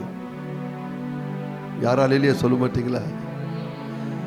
ஆல்மோஸ்ட் 70 பிள்ளைங்க பப்ளிக் எக்ஸாம் ஸ்டூடெண்ட் மட்டும் வந்திருக்கீங்க. சிந்தாதிரிப்பேட்டை, திருவள்ளூர், மாதாவரம், புருஷவாக்கம், நம்ம சர்ச்சிலிருந்து இன்னும் வெளியிலிருந்து கூட அநேகர் வந்திருக்கீங்க. நீங்கள் பத்திரமாய் போவதற்கு வாகனங்களை நாங்கள் ஆயத்தமாக்கியிருக்கிறோம். ஆனால் ஒரே ஒரு காரியம், இப்போ ஆசீர்வாதம் போட்டு முடித்த உடனே பப்ளிக் எக்ஸாம் எழுதக்கூடிய பிள்ளைகள் மற்றும் ஊழியக்காரங்க கிட்ட வந்து நீங்கள் தயவுசெய்து ஜெபம் பண்ணிக்கிடுங்க. ஊழியக்காரங்க இருக்கிறாங்க, 4-5 பேர் இருக்கிறோம். பிள்ளைங்களை ப்ளெஸ் பண்ணி அனுப்புவோம். நீங்கள் போகும்போது, நீங்கள் வெளியே போகும்போது ஊழியக்கார சிஸ்டர்ஸ் இருப்பாங்க. அவங்க கையில் வந்து உங்களுக்கு எல்லாருக்குமே ஒரு பவுச்சு, ஒரு பென்னு, தேவன் அறியாத பிள்ளைகளுக்கு நியூ டெஸ்டமெண்ட்டு கொடுப்பாங்க, ஒரு ஸ்நாக்ஸும் டீயும் கொடுப்பாங்க. எல்லாரும் கர்த்தருக்கு நன்றி செலுத்தும்படி கரங்களை உயர்த்தி ஆண்டவர் ஸ்தோத்திரம் பண்ணலாமா? Praise the Lord, praise the Lord, praise the Lord, praise the Lord, praise the Lord, praise the Lord, praise the Lord, praise the Lord. எல்லாரும் சேர்ந்து சொல்லுவோம். என் ஆத்துமாவே கர்த்தரை ஸ்தோத்திரி, முழுவதுமே பரிசுத்த நாமத்தை ஸ்தோத்திரி. என் ஆத்துமாவே கர்த்தரை ஸ்தோத்திரி, கர்த்தர் செய்த சகல உபகாரங்களையும் மறவா. நம்முடைய கர்த்தராகிய இயேசு கிறிஸ்துவின் கிருபையும் பிதாவாகிய தெய்வத்துடைய அன்பும் பரிசுத்த ஆவியானவருடைய ஐக்கியம் நம் அனைவரோடும் சகல பரிசுத்தவான்களோடும் விசேஷமாக போர்டு எக்ஸாம் எழுத போகிற பிள்ளைகளோடும் என்றென்றைக்கும் இருப்பதாக. Hallelujah, hallelujah, hallelujah. God bless you. தயவுசெய்து பிள்ளைங்க ஊழியக்காரர்கிட்ட ஜெபம் பண்ணிக்கிறீங்க. மேடமுக்கு நாங்கள் ஒரு கிஃப்ட் வாங்கி வச்சதை மறந்துட்டோம், எல்லார் மத்தியிலும் நாங்கள் கொடுத்துட்றோம். கர்த்தருக்கு ஸ்தோத்திரம். இருக்கிறதுல we forgot, extremely sorry. Please listen, please.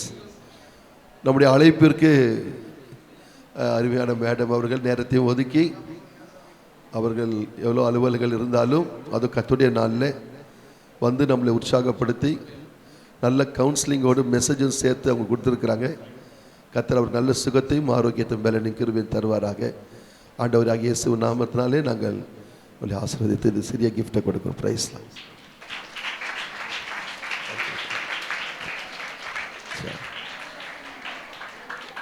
All glory to God.